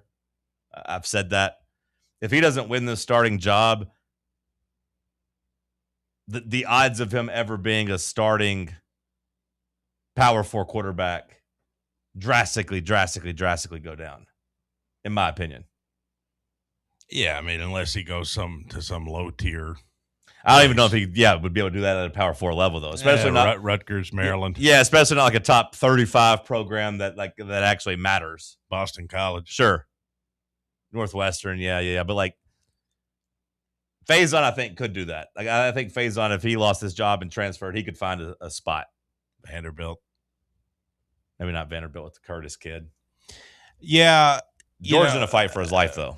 I think so. I think everybody wants it to be Faison. That kind of seems like the thing with fans, is that everybody wants it to be Faison because he just I think we've kind of accepted that George just is what he is. Is that the overall feeling, Bubba? Do you concur with that? Are you kind of at the point where you want Faison? I mean, yeah, because it's people made the argument where I understand it's not much of a gap, in terms of years, to where it's freshman versus pretty much a redshirt freshman situation. But you always got to go with the younger guy if they're around the same skill level, just for higher upside. Also, bigger time recruit coming in than George. Yeah, I'm curious, or I'm interested in that because Cody, you keep a finger on the Negaval side of the fan base, and do you think they want Faison as well? So it's everybody kind of wanting him. The negative side of the fan base just thinks we don't have a quarterback. Just thinks both suck. We're going into year 6 with no quarterback, and that's unacceptable. We definitely don't have a proven quarterback. I mean, those people are right about that. And I mean, our damn win total is at what, 6.5? It went up. It went up. It went up. Oh, thank God. It was 6.5 with heavy juice on the over, but it has now been moved to 7.5. Oh, thank God. Which is at least. That means you could convince me of 9. Yeah. If it's 7.5, that's at least not embarrassing. The silver lining to me is, I tell you another thing Adam Sparks said, and that's that the defense looks great. The defense looks miles ahead of the offense, and this new system that they're putting in is going over swimmingly. Okay. And you got the Chaz Coleman drama. Sure. You got to think about that because you don't really have any other edge rushers. He's reportedly homesick. Yeah, there's all kinds of stuff. Homesick. He's got some kind of lingering. What is it? Injury? Something. Huh? What a baby. Yeah, it seems that way. NFL team's gonna cut your ass immediately. You get to training. Oh, I'm homesick. I can't do training camp. I'm homesick. I get You're it. Paid millions of dollars, man. Go buy your family a flight to Knoxville and get yourself a meal from your mama. Sometimes I miss my mom, Sam. I get it. It happens. Yeah, well, if you had $3 million in your pocket, wouldn't you say, "Oh, Mom, I miss you. Can you come down to Knoxville for a weekend?" I buy her a house here.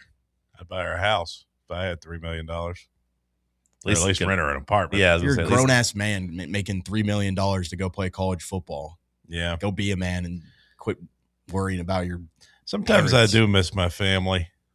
If I go home, it always kind of affects me if I go home. If I see my family for a bit and then come back, I get kind of that loneliness. I'm not saying the guy can't miss his family, but you can't. You have to.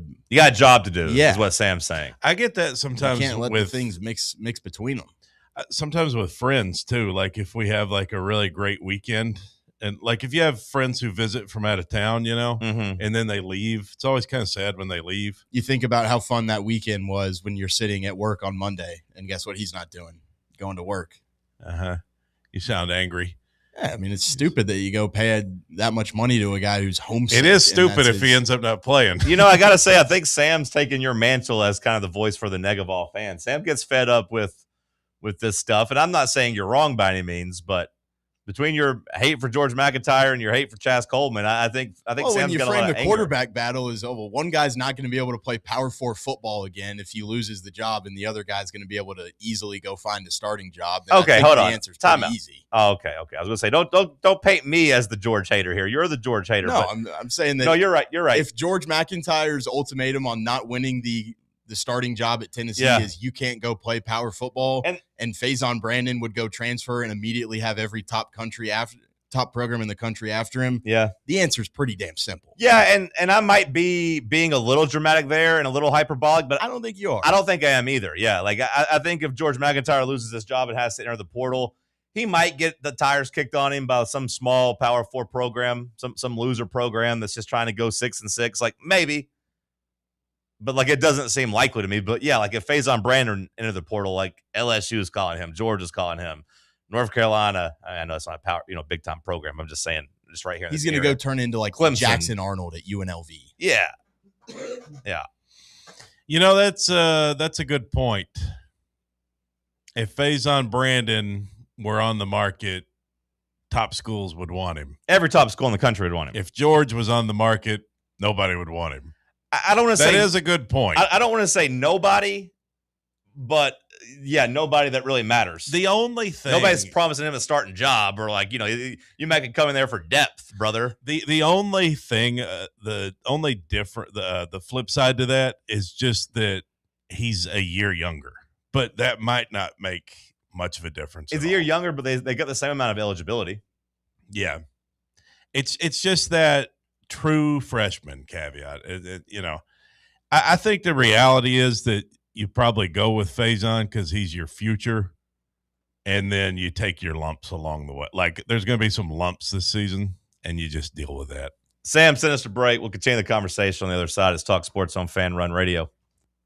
Can't get enough Fan Run Radio? Download the free Fan Run app and take the best Tennessee sports conversations with you wherever you go. Fan Run Radio, where Big Orange Country comes to talk sports. Start your morning off with your daily dose of Talk Sports with John Reed and Cody McClure from 8 to 11. Then it's Tony Basilio from 11 to 1. The Playbook with William Pattison from 1 to 3. And The Drive from 3 to 6. It's 10 hours of hard-hitting local sports radio every day, right here on the flagship station for Tennessee fans. This is Fan Run Radio, Knoxville. What kind of day is it? It's a White Claw day. Grab a pack, grab your friends. Everything else in life can wait. Your friends shouldn't. Let's go. White Claw. Grab life by the claw. Please drink responsibly. Hard seltzer with flavors. White Claw Seltzer Works, Chicago, Illinois. Welcome to Axle Logistics, where excellence isn't just a goal, it's an energy. As a leading third-party logistics company, Axle is powered by an award-winning culture built on a work hard, play hard mentality. Here, the drive for success is contagious and hard work never goes unnoticed. Whether you're just starting out or looking to level up, Axle Logistics is the place to launch your career. Join us and take your ambition to the stars. To learn more, visit axlelogistics.com. The best athletes don't just play the game, they change it. When it comes to investing, Gainbridge is doing the same. Their online platform does things differently because it's designed to put you in charge of growing your own savings. It's intuitive, it's easy, and best of all, it's on your terms. No wonder Gainbridge has earned the trust of 40% repeat customers. It's a better way to invest because it's investing your way. Get started today at Gainbridge.io. Located in Knoxville's historic Old City, Barley's offers great food, live music, the best draft beer selection in town, and now your new favorite place to watch sports. Their indoor projector is perfect for any weather, and they've revamped their upstairs area with more TVs to take in all of the action. Their menu features hand-battered chicken tenders, juicy burgers, fresh salads, and the tastiest pizza in Knoxville. You can enjoy their happy hour drink specials daily from open until 6 p.m. Barley's Tap Room and Pizzeria. Running a business, coaching a team, planning your next big event, you need more than just gear. You need SM Athletics and Logo Solutions. Custom uniforms, branded apparel, promotional products, done right, done fast, and built to show off your brand with pride. From local businesses to high schools to major universities, SM Athletics is trusted by winners. Get real service, get real quality, get noticed. SM Athletics and Logo Solutions, where your brand comes to life. Visit smathletics.com and let's build something great together. God knows I am.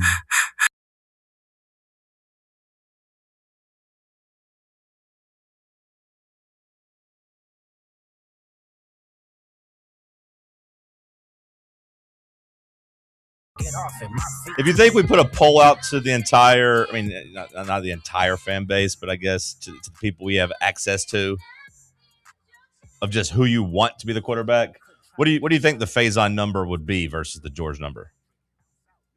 Because in my personal life, it skews probably about 80%.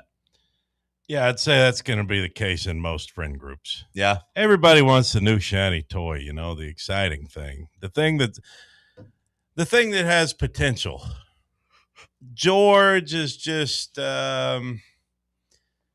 he's like that action figure that you've had for 5 years. That's not true. And then suddenly we've never seen George McIntyre play football. Yeah, we have. We're not sick of George McIntyre. We've never seen him play. We've seen him play. Just this time last year, he was King George. You were giving him the new toy treatment. Not speaking from my perspective. I'm speaking from what I see. I know. I'm just saying. I don't know if I'm not giving up on George. I want to make that clear. I'm not ruling George out. I don't view George as the toy we've had for 5 years. We've never seen him play.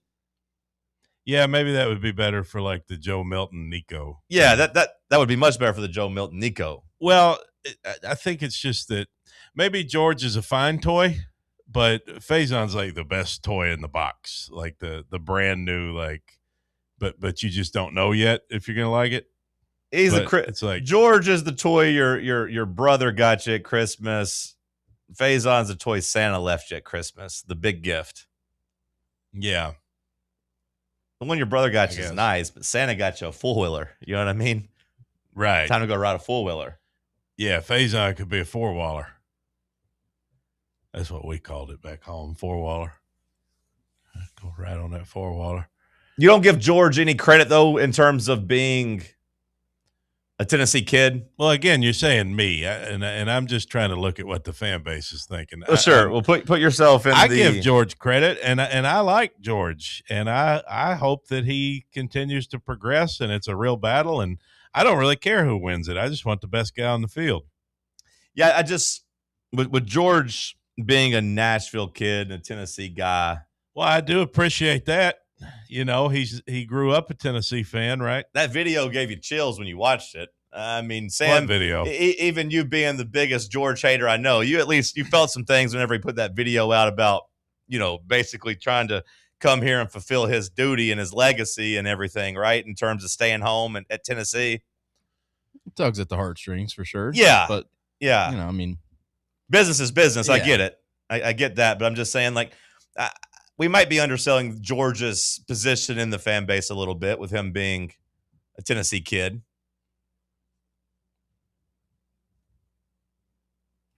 It's crazy that they were both thought of as 5 stars at one point, but it does feel like one ceiling. Without us actually ever really watching them play. Yeah, we don't really know. Right, but the common perception is that one ceiling is just much, much higher than the others. That's what everybody says, yeah. But I think you just got to see them on the field. I'd like to see them both on the field. Well, I got good news for you, Cody. The orange and white game Saturday. Tomorrow. You can go for free and watch both of them on the field. What time is the orange and white game? It's whatever time you show up. It's like 2 p.m. probably. Just show up at noon. You'll be there. Yeah. Get there early. There'll be people there at noon for sure. Yeah, go by and get you some autographs. Do a little tailgating. Yeah, maybe find a hot dog. I'm sure you could find you a nice wiener that somebody would give you, and you could put some mustard and dogs on it and go to town. Get you a nice bratwurst. They might give you a hamburger too. I got a couple. 2 p.m. 2 p.m. Yeah, get there at noon. That's what I said. Make a day of it. I got a couple wieners yesterday at Buddy's Barbecue. Yeah? Yeah. Good? Pretty good. But I got some fries with it. And the fries were like half cooked. I don't really like hot dogs and fries. You ever have... When I eat hot dogs, typically the side I'm going to have is chips. Okay, well, they don't have chips at No, Buddy's. I know. I'm just saying I don't like hot dogs and fries. I don't... What's wrong with hot dogs and fries? I don't particularly care for it. I either want my hot dogs by themselves or... They don't make no damn sense. You like hot dogs, right? Yeah. You like fries. Sure. But why not fries and hot dogs together? Same reason I don't eat French fries with spaghetti. Okay, well, that's not the same. French fries with pizza. That's not the same. I like Caesar salad. I'm going to dip my fries in there. I think John's right here. No, he's not. Meat inside a bun goes with fries. I think John's saying that, like, you would probably eat fries and hot dogs, but it's just not. You don't normally get hot dogs sold to you with the options for fries. Yeah, they don't complement each other. Sure they do. How many backyard barbecues do you go to where they're like, oh, there's fries over there? No, they got chips, though. Well, that doesn't mean anything. That's not necessarily a case in point there. Well, how many tailgates for on a college football Saturday are you going it's harder to that has a grill with hot dogs, but they're like, oh, where are the fries at? It's simply they have bags of chips, though. Well, it's simply because it's difficult to make French fries at a cookout. Right. You don't. And hot dogs are a cookout food. I think that's kind of what he's saying. Hot dogs are a cookout food. But we've been conditioned. I don't think he's saying that he wouldn't ever eat fries with hot dogs. Sure. He's just saying in 95% of scenarios where you eat hot dogs, fries probably aren't presented. I've gotten classically conditioned that hot dogs and fries don't go together for me. But our fries, hot dogs and chips, or I just eat 3 hot dogs and skip the fries. You're talking about a salty potato either way, though. Sure. Like, does a French fry not typically always trump a potato chip? No. No? Not always. When I go to Jersey Mike's or Subway and I get a sandwich, I don't want French fries there. I want potato chips. If you have the choice, I mean, I feel like a French fry would. I've always Penn Station would be much more famous and much bigger if people wanted fries with their sandwiches. They're pretty well. They're not in the top. They're not at the top. Well, I don't know that that's necessarily indicative of their sides. I think it partly maybe is. they don't have as good of a sandwich. It scares me away from going there because I don't want any damn fries with my sandwiches. Okay, well, we're getting off point. We were talking hot dogs. You're talking about meat and Not bread, sandwiches. is what you said earlier. Well, I mean, meat and bread, French fries. You go get a sandwich at a restaurant, they're going to serve you French fries. Like a sit-down restaurant that offers sandwiches on the menu? Not always. Come on. Like a sit-down restaurant that offers a sandwich. Go to Tomato Head. Order their sandwiches. Tomato Head? Yeah, a nice sit-down restaurant. Go to Tomato Head. Let me know what they give you. They're going to give you chips. Okay, so you plenty of sit-down restaurants. Random restaurant that plenty of sit-down restaurants don't sell fries with their sandwiches. Typically, you go to a restaurant. It's a sit-down restaurant. Typically, they offer you fries and not potato chips. Go to Panera Bread. Order a sandwich. Let me know what they give you. Okay, we're not talking about Panera Bread. I'm talking about a sit-down restaurant. We're talking about ordering sandwiches at restaurants. Well, you've mentioned 2 random places. I'm saying the vast majority of restaurants. You go to any restaurant, you sit down, they offer a sandwich. Go to Calhoun's. Go to Calhoun's. They offer a sandwich on the menu. Those are different types of sandwiches. Huh? Those are different types of sandwiches. What are you talking about? You're moving the goalposts the same amount. I'm not moving any goalposts. Yeah. Go get me a chicken sandwich from Calhoun's. We're not talking about that. Well, a lot of people do that. You know, they're not going to say a damn hot dog you there go to either, Texas Roadhouse. They got a sandwich on the menu, don't they? Well, they'll give you any side you want. Well, yeah, but I can get a damn salad there. Yeah, but fries is the main side. I've always felt this in my life, and maybe I'm wrong, and maybe I'm just a fatso, but I've always felt like I'm getting kind of gypped when I get chips as a side somewhere. Like if I'm at a restaurant and I'm paying a full price for the meal and I'm getting a good sandwich or whatever, I always feel like you give me that little bag of potato chips, I'm kind of getting gypped a little bit. That's how I always feel. Like, could you not offer me some hot and fresh French fries? Yeah, I mean, I completely agree with that because it's like with that, they bought that from their supplier. With the fries, they at least got to go through a process of, heating it up and adding some seasoning or salt to it and then, right, presenting it to you in a way. Yeah. Boy, I got to say, by the way, speaking of food, a big shout out to the Sitar, the Indian restaurant. I've been to that lunch buffet twice now. That place is fantastic. We'll talk with comedian Felipe Esparza. His At My Leisure World Tour is at the Bijou tomorrow night. He's going to come here, hang out with us, get familiar with him. Stick with us. Let's talk sports on Fan Run Radio. Check out our new and improved website at fanrunradio.com.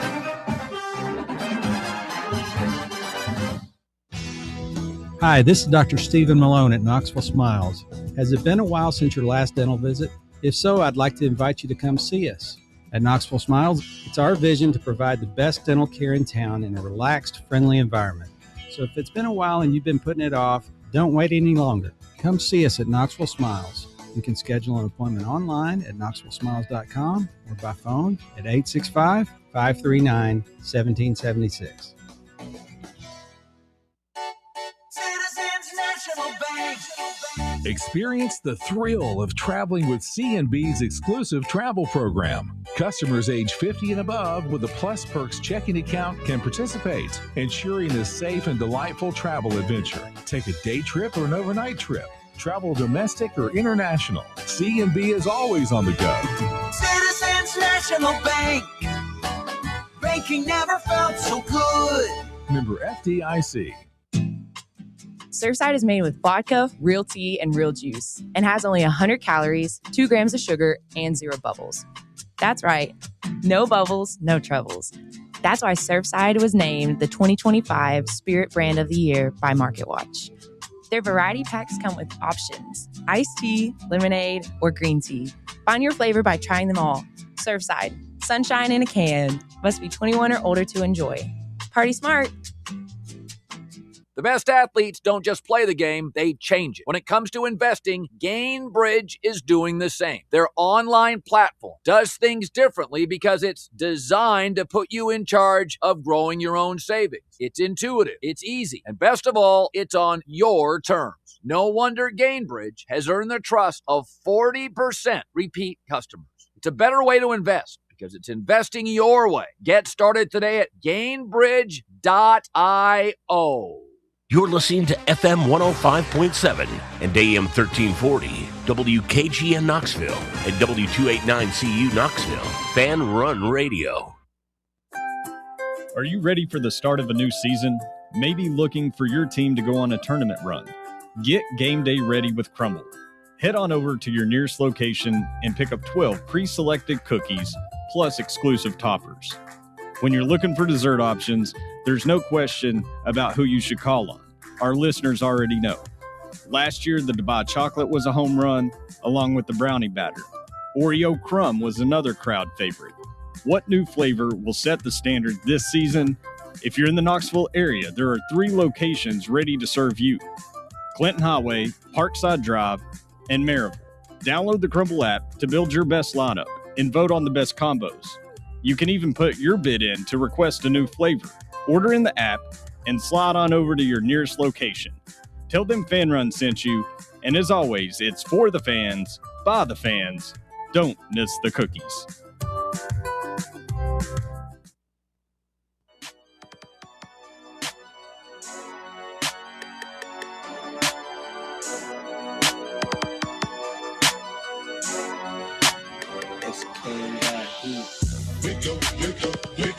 Talk Sports. Talk Sports. Talk Sports. Talk Sports. Talk Sports from 7 to 10. Overrated, underrated on Wednesday. Fan Run Radio, Talk Sports, said not in my house. I ain't talking to Kimbe. Johnny Cody out here asking where the ops at. Tennessee Volunteers here for combat. It's the Cherokee Ghost, John Reed and Cody doing everything we can to bring Rocky Top back. Talk Sports from 7 to 10. Never leave a witness, never leave loose ends. Nico ain't nothing but a nuisance. 2026. Hour number 3 kicking off here in the White Claw Hard Seltzer Studios. No headlines kicking off this hour. We got a special guest joining us, Felipe Esparza, who is getting ready to touch down in Knoxville tomorrow night at the Bijou Theater, the At My Leisure Tour. Felipe, top of the morning to you, friend. Thanks for joining us. Good morning. What's up, fool? What's up, everybody? Have you made it into Tennessee yet? Because I know you had a little bit of a lull in your tour, and Knoxville's kind of kicking off this next portion of it. Have you made it into town yet? No, I'm still at home right now. I got to do something real fast, a taping, and then I leave tomorrow morning. You're in L.A., right? You're an L.A. guy. Yes, I was raised here in a gated community. The windows were gated. The back door was gated. What neighborhood was that? I grew up in Boyle Heights. I grew up by the 2 movies were filmed here. Actually, 3 movies. The movie Colors, Blood In, Blood Out, and American Me. Are you a big Dodgers guy, Lakers? I mean, what kind of – are you a sports guy? I'm a big Dodger fan, man. I mean, big Dodger fan. I grew up on the Dodgers. I could read you the lineup of the 88, 82 starting Dodgers. That's perfect, Felipe, because Cody here, he cosplays as a Dodgers fan, and we give him a hard time about it because he's from Arkansas and has lived in Tennessee, and he pretends to be a big Dodgers fan. Now, however, I will say he moved out to L.A. last year, and he does keep up with them during the playoffs. Do you respect his fandom? Oh yeah, man. As long as you watch at least 5 Dodgers games on television, you're a Dodger fan. Hold on. There you go. That's it. 5 a year. Five regular season games or 5 playoff games, because he only watches the playoffs. Oh man, that's like being basketball. Okay, fair enough. So you're not a big Lakers guy then? You don't. I watch the Lakers in the playoffs and in the summer games. That's it. What about LeBron, man? Because I mean, you're an LA guy. I know he's the guy out there, right? He always has been. Yeah. And, like there's some talk about LeBron James maybe getting a statue out there in front of the arena. What do you think about that? Yeah, he's gonna replace Cesar Chavez statues in LA. Have you embraced him? Have you embraced LeBron? Because man, when LeBron lost his last championship before the Dodgers, before he joined the Lakers, the last game before he was a Laker, I tweeted to him, "Welcome to Los Angeles, LeBron." Felipe, you mentioned that you're in Boyle Heights. Were you in there roughly between 2014 to 2018, or is that a little past your time there? Or? Yeah, I was there. So are you a wrestling guy? Because I know that there's a program called Lucha Underground, which filmed primarily in Boyle Heights. Is there like gritty kind of atmosphere? Yes, man. I know the people there from the Lucha place because we hired them for Eric Andre's quinceañera birthday show. My friend Eric Andre, comedian, he had a quinceañera, and he hired the wrestlers to body slam him on a birthday cake during the show. So a couple questions, because I was kind of going through your Eric Andre stuff, and a lot of times, man, you were kind of shirtless out there and just kind of yelling, offering people almonds, playing with some robots. What was that experience like for you? First of all, I'm not showing a script on Eric Andre till we tape, so everybody knows what's going to happen before it happens, except me. I find out as soon as I get there what's going to happen. So we interview the guest for a whole hour, and we only cut it down to a minute for television. So that's the guest sits there for a whole hour. We torture them. Like we put a heat lamp right above the guest at 200 degrees. And one of the seasons, Eric Andre, he went through like the Howard Hughes stage, so he didn't shower like for 2 months straight, and he wore the same clothes. So when the heat lamp was hitting them, his smell was coming into the guest. So it was like torture. So that absolutely sounds terrible, by the way. No disrespect to Mr. Andre there, but was there a favorite guest? Because it seems like the episodes that I've seen with you had Jillian Michaels, Penn from Penn and Teller just randomly showed up talking about atheism at one point. You had Amber Rose there, and you also had Tuco from Breaking Bad, which is pretty cool. You had Chris Jericho. You had Blake Griffin and Stormy Daniels. I mean, there was some. It's quite a guest list. Yeah. Yeah. Did you have a favorite guest? My favorite was Blake Griffin, because that was when we introduced a little person who looks just like him, like me, and we call him Little Felipe. Felipe, you know that little.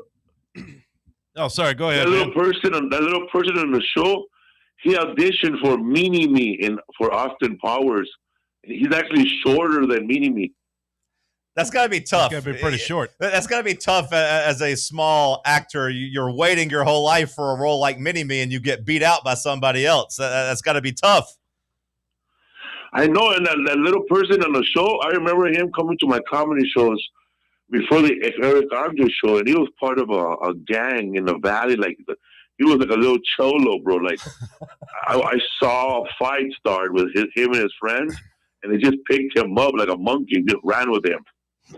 Are they putting him around in RC cars or something? Or Yeah, man. They used to throw him through. They used to throw him at people for drive-bys. You ever been down Figueroa Street? Hey, let's not talk about that. Is that Vaseline Alley? No, not Vaseline Alley. That's off Santa Monica. Yeah, that's that Figueroa, bro. I haven't been. I used to I met my girlfriend there, bro. Yeah, I bet. Get picked. She used to like to get picked up and dropped off in the same corner. Yeah, about 68th Street, somewhere in there. Oh man, this guy taking me back. Oh yeah, Felipe Esparza, the At My Leisure Tour. You can get tickets right now. He's going to be in Knoxville tomorrow night. Tickets available at felipesworld.com or on Ticketmaster. Felipe, you like to smoke. I know that. You still smoking grass every day? Every day, bro. I used to have a problem, bro. I used to sell smoke to my son's mom's new husband. Then I would take his money and give it to her as child support. That's pretty good little. It's like a little economy. Scheme. Yeah. There's a little economy here. It just goes around in circles. What do you? Perfect. What do you do when you're in a place like Tennessee? You know, down here where they don't sell any grass. You mess with that fake stuff, the Delta 8, Delta 9 stuff, or what do you do? Oh man, they have that in Texas. That Delta 9. That's like freaking O'Doul's beer. Yeah, yeah. Doesn't hit like quite your the same. eyes get red, but nothing happens. You might as well just hang upside down. You're like a bat. So I saw you in LA at the Comedy Store when I was out there last year. It's like January, February 2024, somewhere in there. I saw you. It was you, Bobby Lee. I can't remember who else was playing that night in the main room. But what's the Comedy Store like now? Does it still have that same magic that it used to? Man, the Comedy Store has a lot of magic because sometimes you go on the show and then you look around and you look over there and go, man, there's a gray haired man in a suit there waiting to go up. And you look over, there's Jay Leno. Yeah. Do people still get bumped? Is that a thing? Yeah, man, they get bumped in the bathroom. Hey, now. I was going to say, be careful being around Jay Leno. I heard he owes some people some money. They roughed him up pretty good a couple years ago. Be careful in the same room as him. I know, man. He always wears suits because I'm used to seeing him with denim, man. He always wears like a Canadian suit. What about your boy Joey Diaz? Do you still keep up with him? I'm a big Joey Diaz guy, and I watched a lot of episodes with you on the podcast with him. You still keep up with him? Yeah, let me tell you, Cody. Me and Felipe speak together every once in a while, man. What about the he-he's and the ha-has? Tremendous. For the people who have it, crazy, man. Joey Coco Diaz, man, you can see him in that movie. That movie with Adam Sandler, where they're in a football movie, The Longest Yard. Yeah, can of corn, I'll be fine. Yeah, and even in Spider-Man, you want to get through him, you got to go through me first. Felipe, for the people who haven't watched your latest Netflix special, Raging Fool, what can they expect with this new tour in Knoxville? You can expect 100% of new material. Like, none of my jokes are on the internet right now.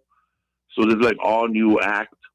And if you never heard of me, you probably heard of Gabriel Iglesias' first special. He talks about my friend Felipe. I'm the guy.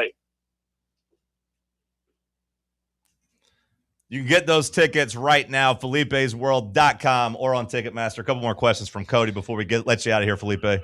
Yeah, bro. My wife and I, we watch a lot of old vintage adult movies, you know. Classic.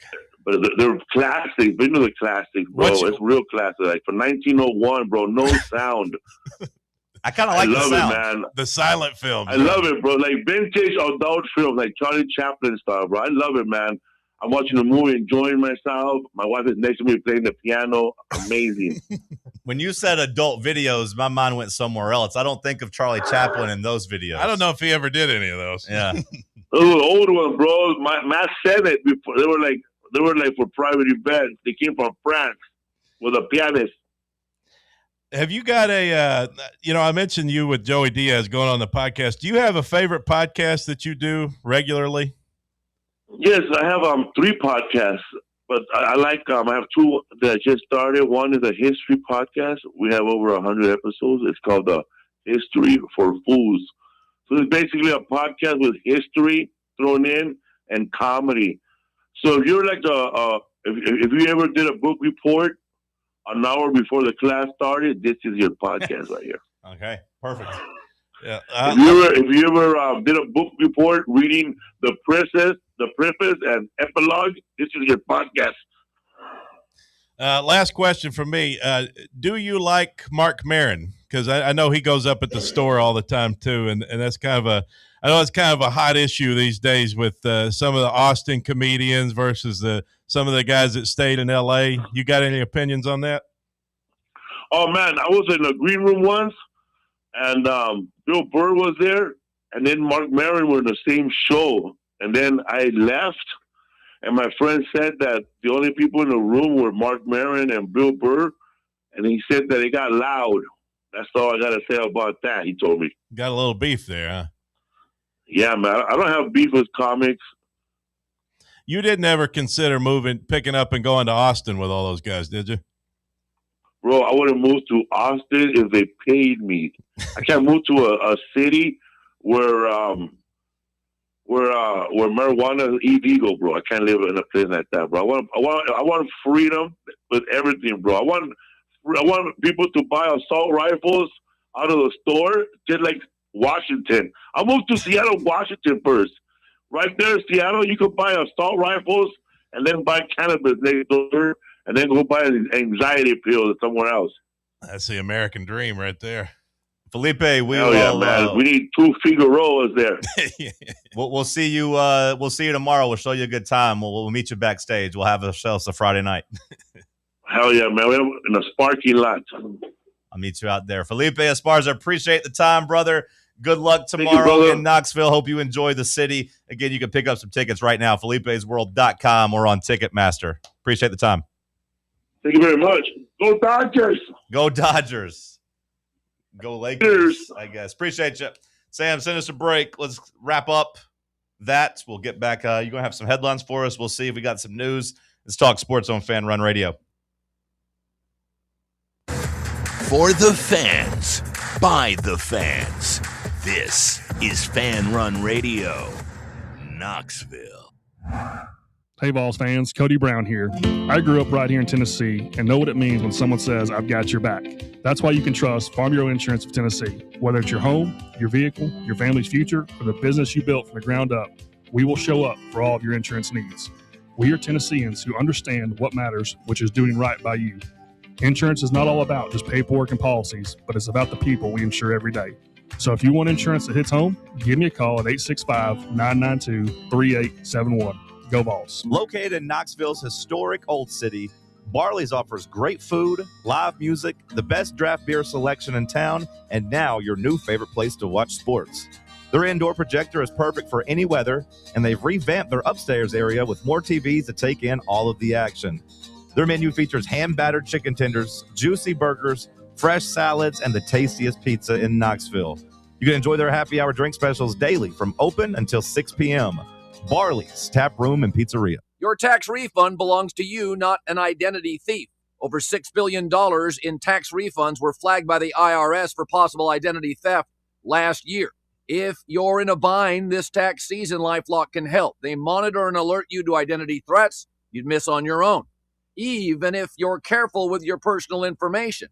And if you do become a victim of tax-related identity fraud, LifeLock has U.S.-based restoration specialists ready to help solve your identity theft issue. Plus, all LifeLock plans are backed by the $1 Million Protection Package, meaning LifeLock will reimburse you up to the limits of your plan if you lose money due to identity theft. Let LifeLock help protect your financial info, so all you have to worry about is what you do with your tax refund. Go to LifeLock.com, save up to 25% off your first year.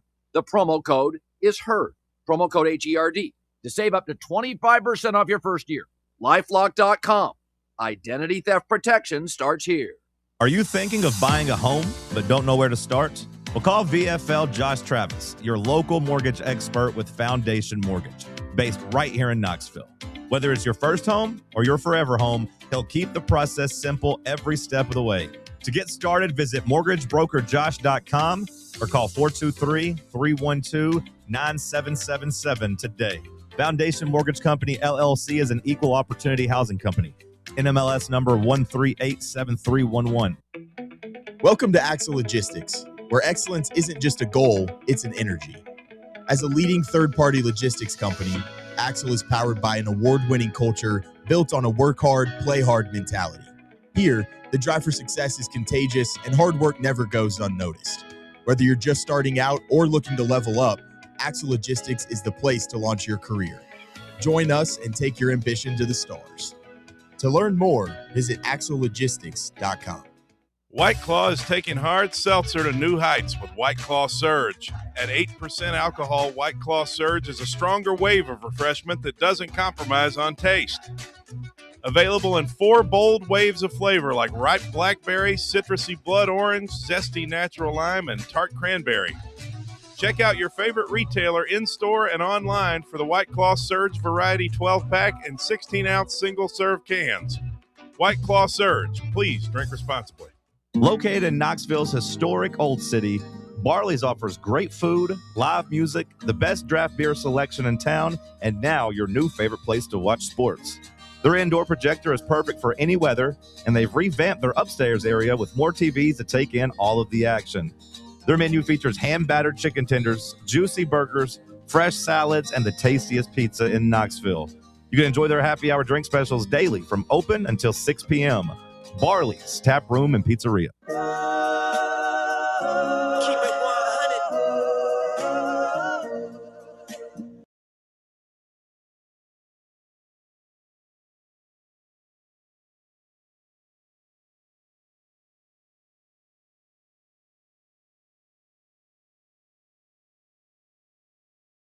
Let's do another little Masters leaderboard update. Again, we don't really get any good stuff happening just yet, but Sam, your boy Max Homa, 1 under through 9, currently sitting in 3rd place. Tied with Patrick Reed, who birdies 1. All right, let's go, Patrick. We got to win that bet, Cody. I got him to shoot at least even par. He's 1 under through 1. That's a good start. Jose Maria Olazabal. How do you say it, Sam? Olazabal. He is still. You sound like Josh Heupel. That's what I was getting ready to say. He's still at the top with Sam Burns, 2 under. I've seen some controversy from him. Apparently, there was a hole where he kind of improved his lie out of the. He cheated? Out of the pine straw, and they're saying he needs cheated. To get. I'm sure they'll review that before scoring happens, and he'll probably get dinged a stroke or 2. How long do you get to ding somebody? Like, when do the scores go final, I guess is what I'm asking. Oh, I mean, well, I'm sure like the scoring people at the event are like reviewing that. Sometimes it gets, if it gets like resolved a decent amount of the times, they'd like tell them on the tee, or like a tournament official would like, who's walking with them or something like that would be like, hey, you incurred a stroke penalty on so-and-so's hole. They know pretty much, like, not immediately, but within an hour typically.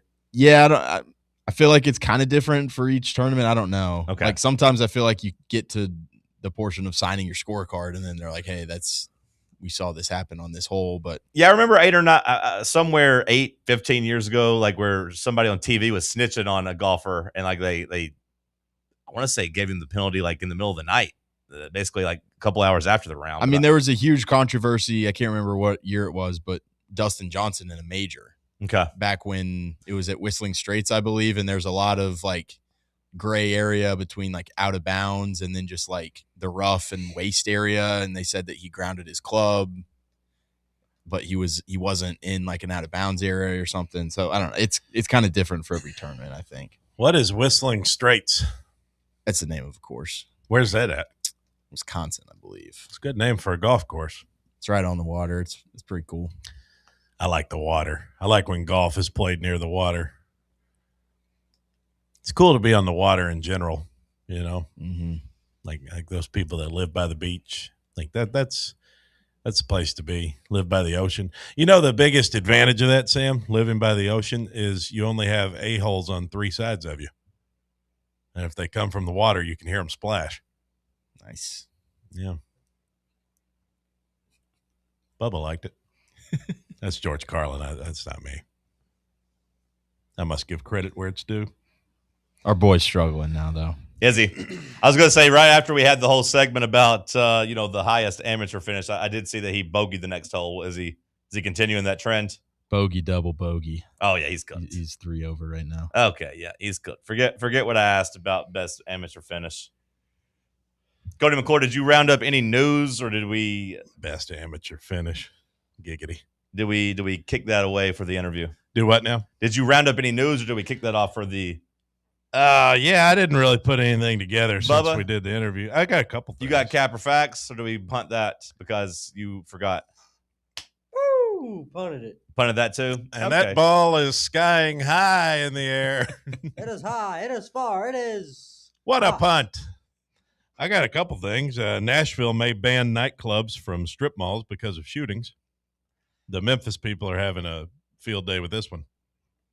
Ban nightclubs from strip malls. Well, we had one here in Knoxville, and I remember that one did not work. There must be something about renting out just a small space and trying to make it a nightclub that doesn't bring out the best in people. But yeah. I remember when East Town Mall started doing a complete renovation and kind of, because we had that one sponsor, the Next Level. I was gonna say, remember we went out there and played laser tag that one time? Yes. And he was complaining constantly, and so were the other people that still had businesses in the mall, that there had been a nightclub move in next door, and there had been a couple shootings already, like over there within like the first couple months of it. So I did not enjoy that laser tag event. I loved it. That was unfair. Oh yeah, it was unfair in its entirety. I mean,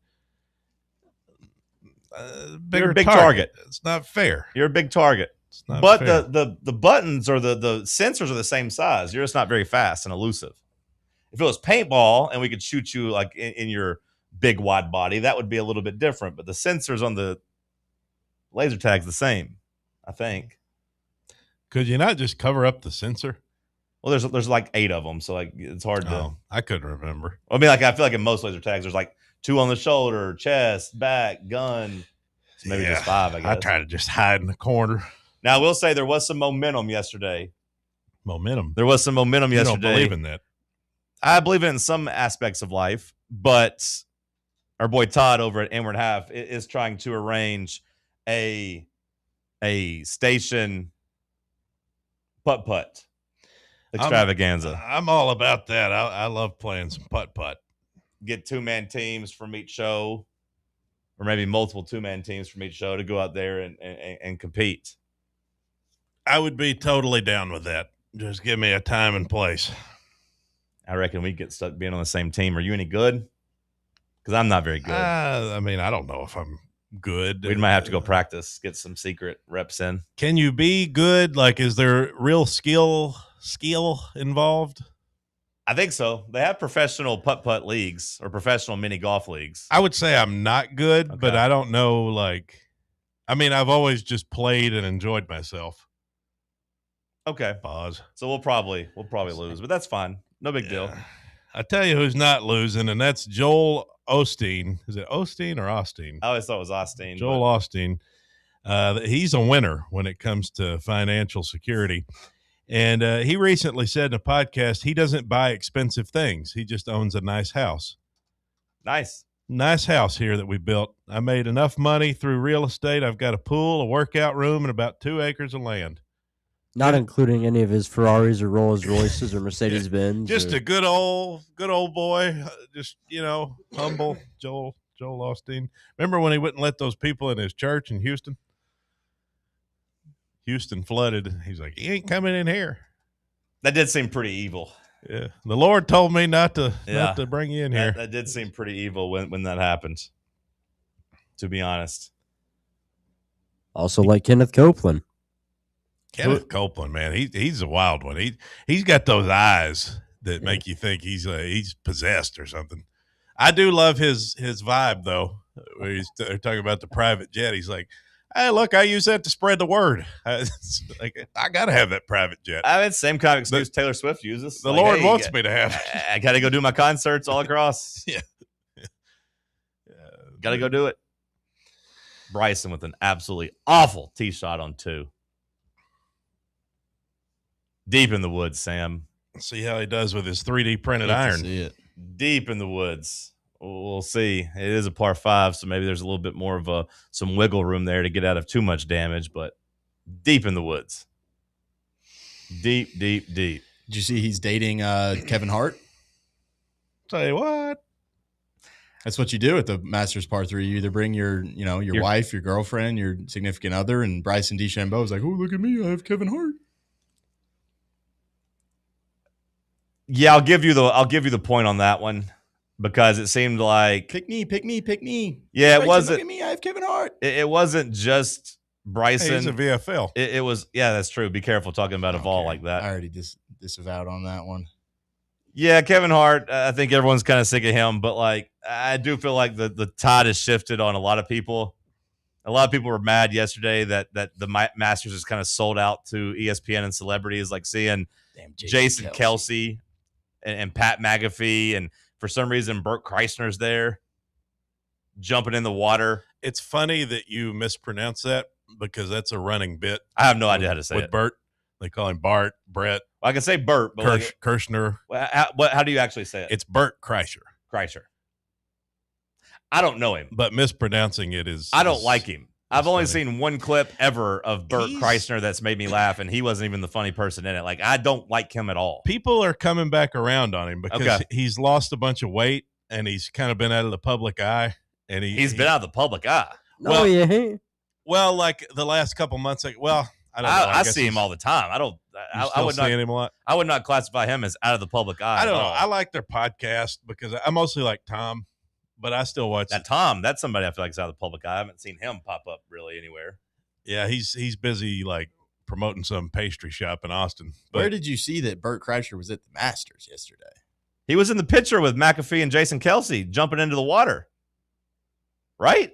Did he have his shirt off? Brother, that's got to be AI. I mean, Pat McAfee was literally denied from the Masters. He made a whole big deal of it this week. Was it AI? Okay, did I get fooled by AI? Because this one, look, you're not the only one. This was a big talking point. You're not the only one. They put out a new Rolling Stones song, and I loved it. It was AI. It was AI. And like I watched it on YouTube. I was like, yeah, this is back to the roots. Like they were saying it was going to be a new single on the new album, and I was like, oh man. And like I was looking at the comments, and it was all like about how it's AI, and it even says it in the video. Was Old Row Sports lying about this? I mean, I don't know if Old Row is like a reputable place. I mean, I've heard of them. That's like a college guy. I just opened it up, and it said this did not happen, and the image is fabricated. That picture is 100% AI. Okay. Why was it? It's scary. I pride myself on not getting duped by fake news, but I guess I didn't open it up because I was so disgusted by it. It's scary how good it's getting. But I was watching Pat McAfee yesterday. I should have known he wasn't at the Masters. Kelce definitely was there.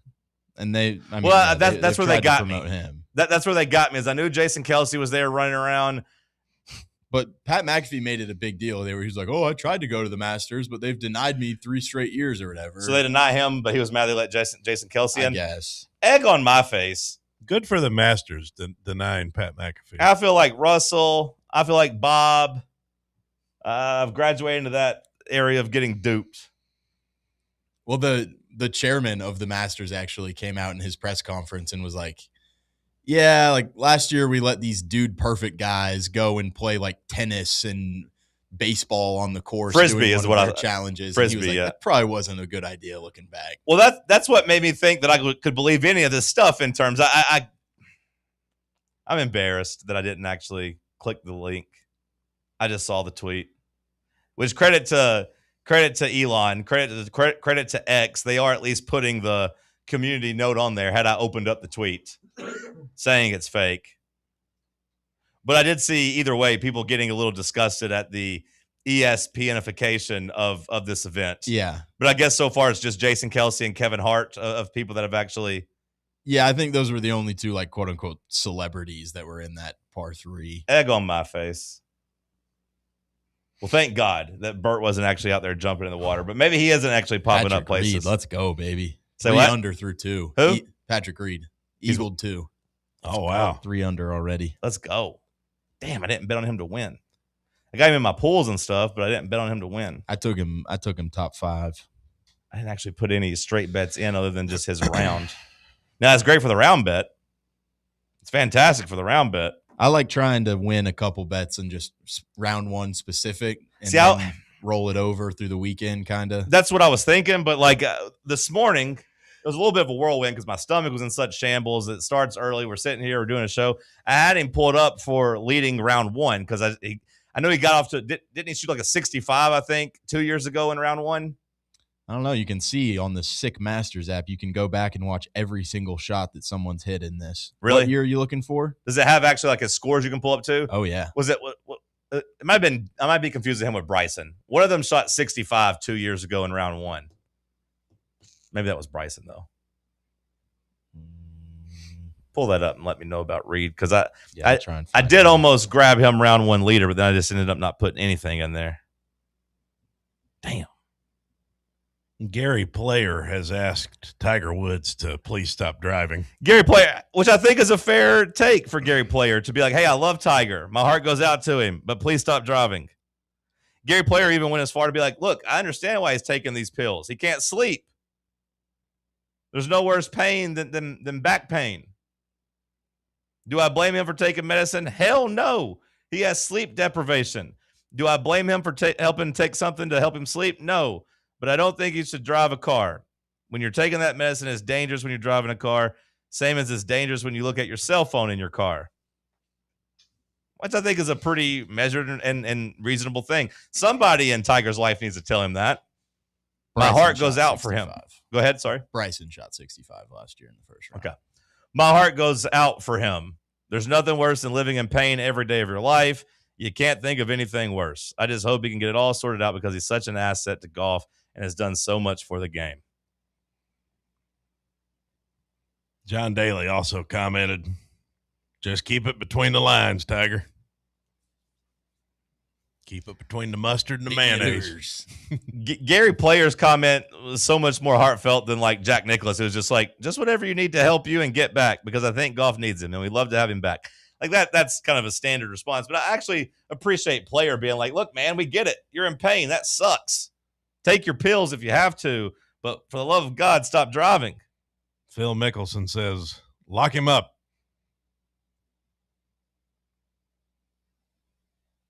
Man, I hate Phil Mickelson. How come? I've never liked him. Is he a jerk? Yeah, I think so.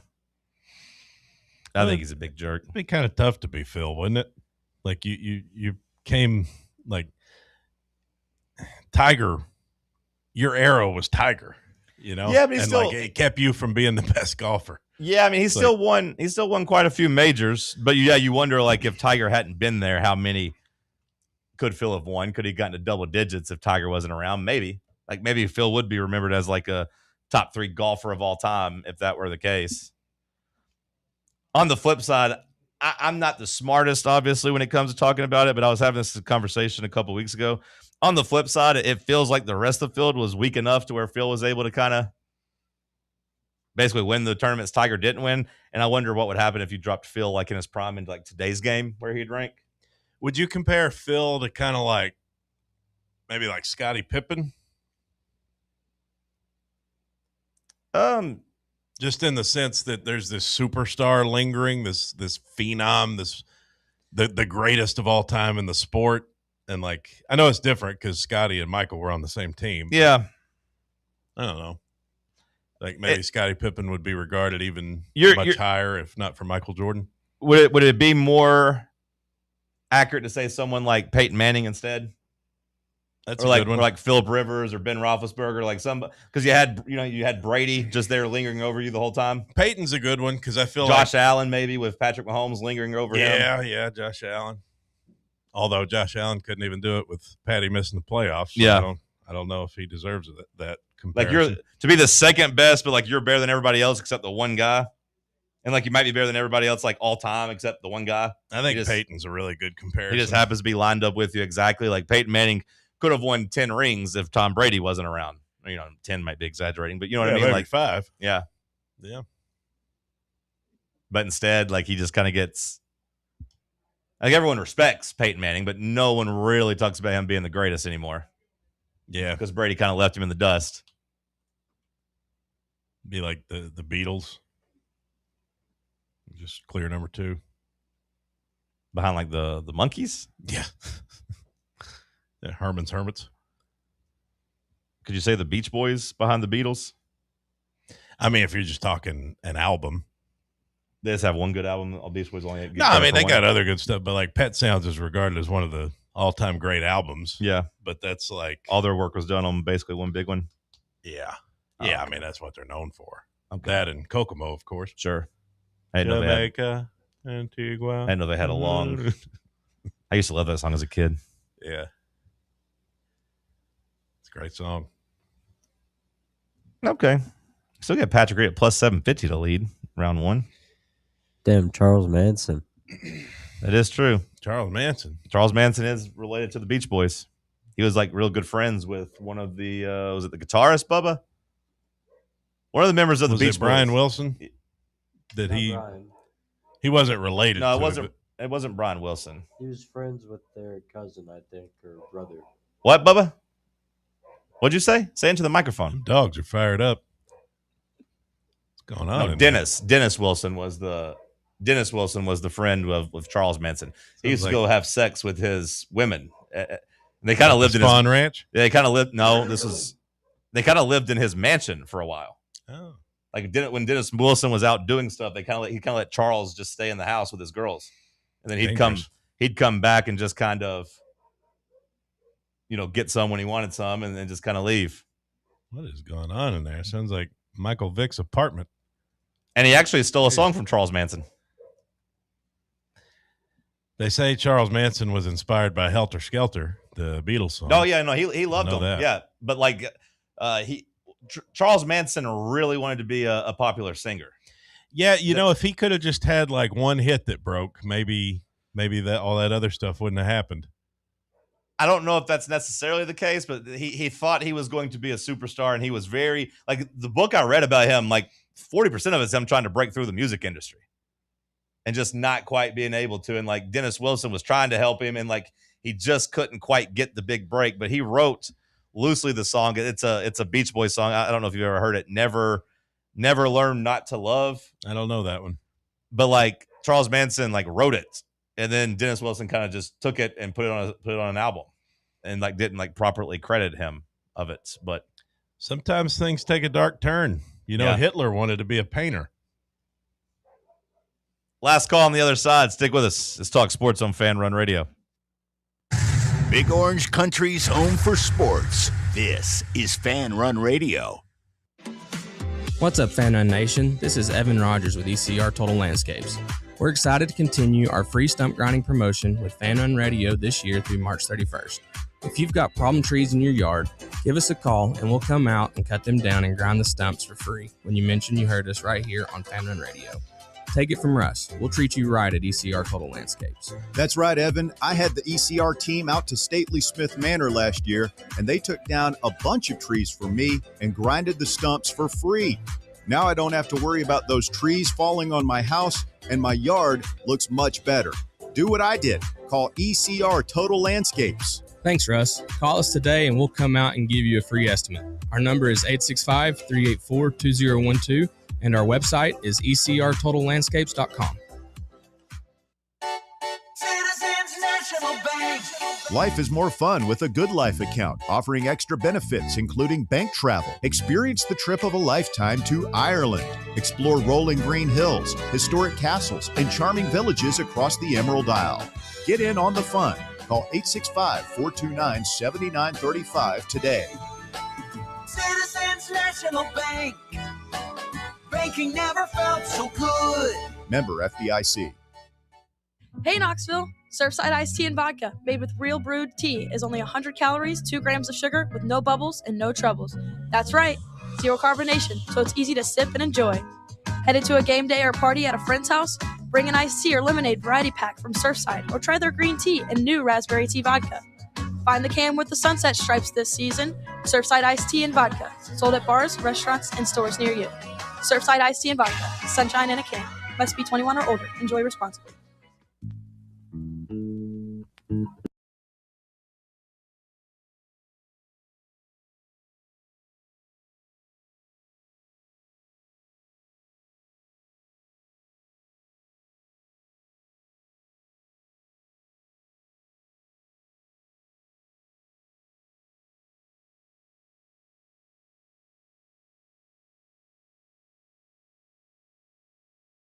last call here on the program. Sam, can you give me a rundown real quick of the Masters app?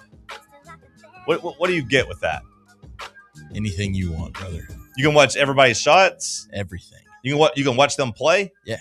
Anybody. Really. Even on the range. Really. It's the best app in the world. I've never actually downloaded it. Really. I haven't, but I'm about to. There's no need to watch. Like, a lot of the early streaming is on like Paramount Plus and stuff like that. That's a waste of time. Just get on the app. You got range coverage, featured groups. Honestly, this is all I've ever wanted in my golf coverage is just being able to watch the guys I want to watch. Yeah. You can get certain holes. You get amen corner. How do I do it? Just click on them? Yeah. And then, like, for certain players that you want to watch, like Jackson Harrington obviously isn't on TV right now, but you just basically click on whatever player you want, and it'll update video of every single shot that they hit. This is like I'm watching Jackson Harrington hit it right down the fairway on 8, made a birdie, and then you can basically just like click each shot, and it'll show you his second shot. It'll show you his third shot, all that type of stuff. Oh, but okay, so not everyone has like a camera. No, not everyone's like a live, just like constant broadcast. Okay. But if you want to, you can see every single shot. They'll show you the shot after they hit them. Yeah, gotcha. Is this your favorite sports event of the year as a golf guy? It's definitely up there. I was going to say it's tradition, but but that's their whole thing. Tradition unlike any other. It is a tradition. I don't know. The app is awesome to be able to just watch everyone through. Like, I think a big gripe for golf fans, I think, is TV coverage. And you see it on TV and it's like, hey, we're going to head to break. We're going to play live through the break. But then it's just like a 2-box shot on TV and there's some Rolex ad playing and then there's a tiny little screen with the golf. But the coverage for the Masters is the most expansive, I think. So I think that's why people really enjoy it. I saw where a local establishment, no free pub, of course, but they're doing the $3 pimento cheese and egg salad sandwiches. You'll be glad to know. I don't really have any interest in that at all, but thank you for letting us know. Mm-hmm. Bryson ended up bogeying too, which honestly, all things considered, how bad his tee shot was, probably not a terrible result. Because that you can't 3D printed par 5s though. No, you can't. But you definitely can't double or triple them either. Where is his tee shot at? It was way far in the woods. Oh my goodness! Yeah, he tried to cut the corner. Yeah, like I don't know what he even did. I don't know if he had to take a penalty and what happened, but still better than it being 4 yards off the tee. That's where mine would have been. Honestly, actually, I don't think I agree. I think yours would have been in better shape than his was. I think I'd rather hit a penalty. It's hard to say. He what, Sam? I think he definitely took a penalty. Yeah, because it didn't look like there was any way he could get in the woods and find that ball. You think grounding it in the dirt for 5 yards would still be better than taking a penalty and hitting 3 off the tee? Probably for most guys. Yeah, I guess it would be, wouldn't it? Yeah. Bubba, what do we miss so far today? Go slowly. We got a lot of time to fill. I don't know if you saw this the other day, but the Blue Jays had a 77-cent hot dog night, and through the 7th inning, they had over 100,000 hot dogs sold. You guys are making me want a hot dog with as much as you're talking about glizzies. You weren't here when I talked about it, but I ate a good hot dog from an unsuspecting place, a surprising place 2 weeks ago. The movie theater. The movie theater had actually a pretty good dog. Really? Yeah. What kind of dog? It was just a good plump wiener with a nice soft bun and some good mustard, and it was a pretty good hot dog. Okay, like some Dijon mustard. Actually, I took it brown mustard or yellow mustard. Actually, I took it home and I put yellow mustard on it. I'm a yellow mustard guy. I like just good old French's mustard. You didn't eat it at the theater? I told you what I had. I told you I had to go in there because I was trying to get some points. You didn't say you ate it at home though. Taking a hot dog home is kind of crazy. Well, I didn't even go. I didn't go watch the movie though. I didn't watch the movie. I went in just for the points. I have never not eaten a hot dog on the spot. I thought you said like, oh yeah, I went and bought the 70-cent movie ticket, and you still went. Well, I bought the 70-cent movie ticket. You just didn't go to the movie. I didn't go to the movie. I thought you went to the movie. No. So I ate my ice cream sandwich there in person, my M&M ice cream sandwich, and then I went home and ate the hot dog about 20 minutes later. To get all the way home with the hot dog's wild to me. I didn't have any mustard with me. I didn't want to eat it plain. That's an absolute requirement. I mean, I don't want a plain hot dog. I wasn't hungry. If I was starving, if I was really hungry, sure, I would have eaten it, but I wasn't that hungry because I just ate an M&M ice cream sandwich. I can't think of a time that I've ever eaten a hot dog at home. Huh? That's a sad time then. You never eaten a hot dog at home? Well, no, I just mean taking it home? Unless I made it at home. Yeah, sometimes they put them in those little sleeves that are too hot. A hot dog don't make it past about 60 seconds with me. A hot dog is low-key a scary food to eat when it's hot because you don't know how hot that juice is going to be when you bite down. I've burnt my tongue many times on the inside of a hot dog, so I let it cool off. Well, and the thicker the wiener, the hotter the juice. Yeah. So and they had a pretty nice size one of those. So like I waited a little bit of time because that juice exploding in your mouth being so hot, it just. It's not as bad as a bratwurst though. You ever have like a big plump sausage right off the grill? If you don't let it cool properly, that thing snaps. And yeah, it will send you straight to hell. It can be hot. Sam, who do you think would be the most intriguing Masters winner today, like this weekend? If you could just pick one, because last year and like every year it was kind of just Rory, seeing if he could get the career Grand Slam. That was always kind of the big elephants or the big carrot somebody was chasing. Who do you think would be the most interesting this weekend to win? I mean, you know my stance on the guy, but I do think Bryson would be an interesting storyline just for how close he's gotten in all of these. And, yeah. You know, he's kind of been going back and forth with Rory in a couple of these majors, and Rory kind of got this one off his back. Maybe this could be Bryson's week.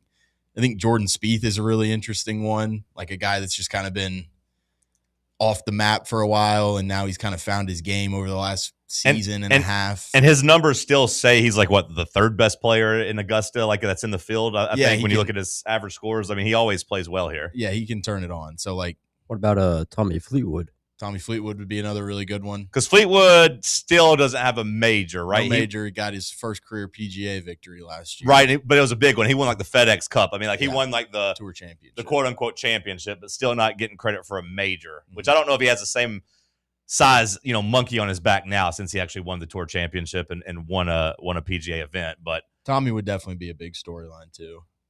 I know Rose came close at the Masters. Rose would be a big one. Rory going back to back, does that move the needle? Yeah, for sure. For a lot of people, because I mean, people typically don't go back to back. For sure.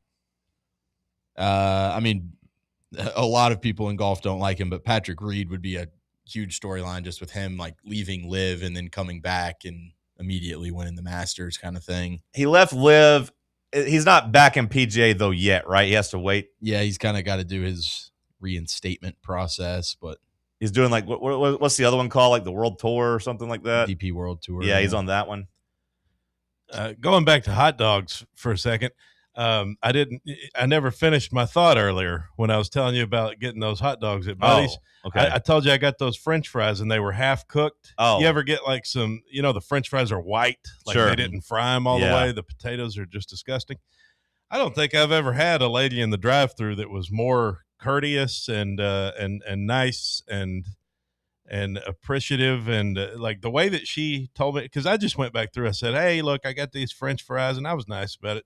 I said they weren't cooked; they were only about halfway cooked. Oh my God, honey! Yeah, her apology was absolutely over the top. Like she said, "There's absolutely no excuse that those French fries should have been like that. I am so sorry. Here's a large." Credit to you for going back through, because I don't think I wouldn't have noticed till I got too far down the road. Do you just I eat in the car? Do you just eat immediately? Yeah. You like pull over and eat there, like in the parking lot? You ever see it? Take a look at me. Well, I know, but like, do you leave the parking lot? I don't go home and eat. No, I eat in the car. No. I know you eat in the car, but I'm saying, do you eat in the parking lot? Yeah, a lot of times. Yeah. Would you not rather go into the restaurant? Yeah, why not like just go eat in? at the table? Why not just go in at that point? It's just the way I grew up. It's a fat thing to do, but pulling over and eating in the parking lot is crazy. I eat in cars. Yeah, in and out. They ask you if you're eating in the car. That's always a jarring question. If you go to an In-N-Out, the first thing the guy asks you when they take your order, they say, "Will you be eating in the car?" They give you like, "Hey, what do I look like?" Do they give you special sauces for that, like that you could dip in easier? No, it's just the way they present it to you. It's like they give you like a little tray thing, I think, if you eat in the car. But I always tell them no.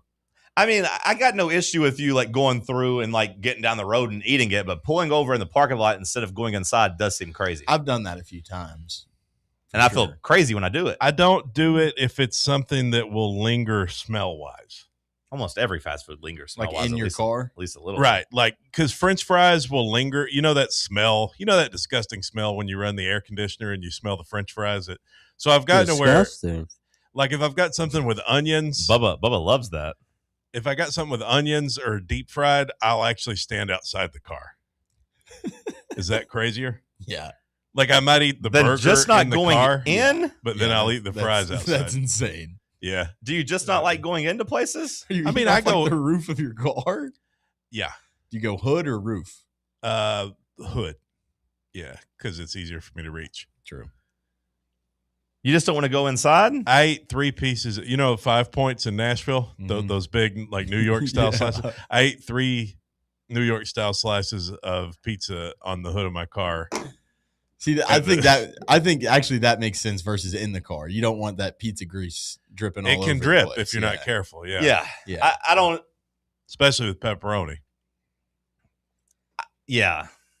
I feel the same way sometimes when I pick up a burrito. I don't want to eat it. There's some, I can't remember the burrito. Driving at least. Cody, it's one of the places in Chicago that serves the Italian beef, but they I don't think they have sitting tables. You just stand at like a counter and you eat.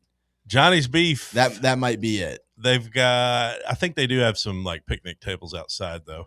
So I don't know. Tommy Fleetwood coming out firing. He's 2 under. Let's go. Early.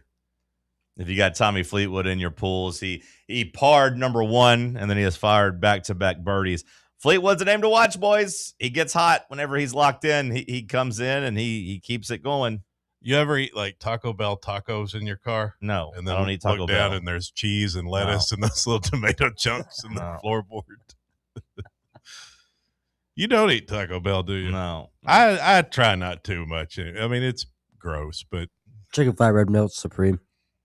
Huh? Chicken flatbread melt. Chicken flat. I never had that. Do people still care about the Live PGA like riff? Like Rahm and Bryson, like them winning this, does it mean anything? Do people still care about it in that regard?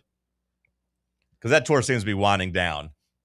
I think people are kind of upset with Rahm because he's in this whole dispute about points qualifiers with like the DP World Tour.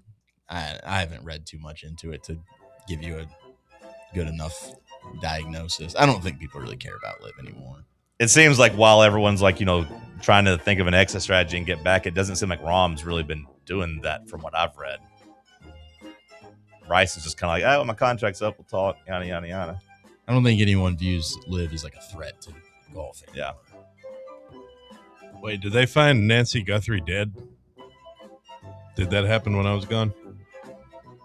I don't know. Bubba didn't have it. Bubba's headlines didn't have it. Stay tuned till tomorrow. I rely on you for those updates. That'll do it for us. The Tony Basilio Show coming up next. Stay locked in on Fan Run Radio.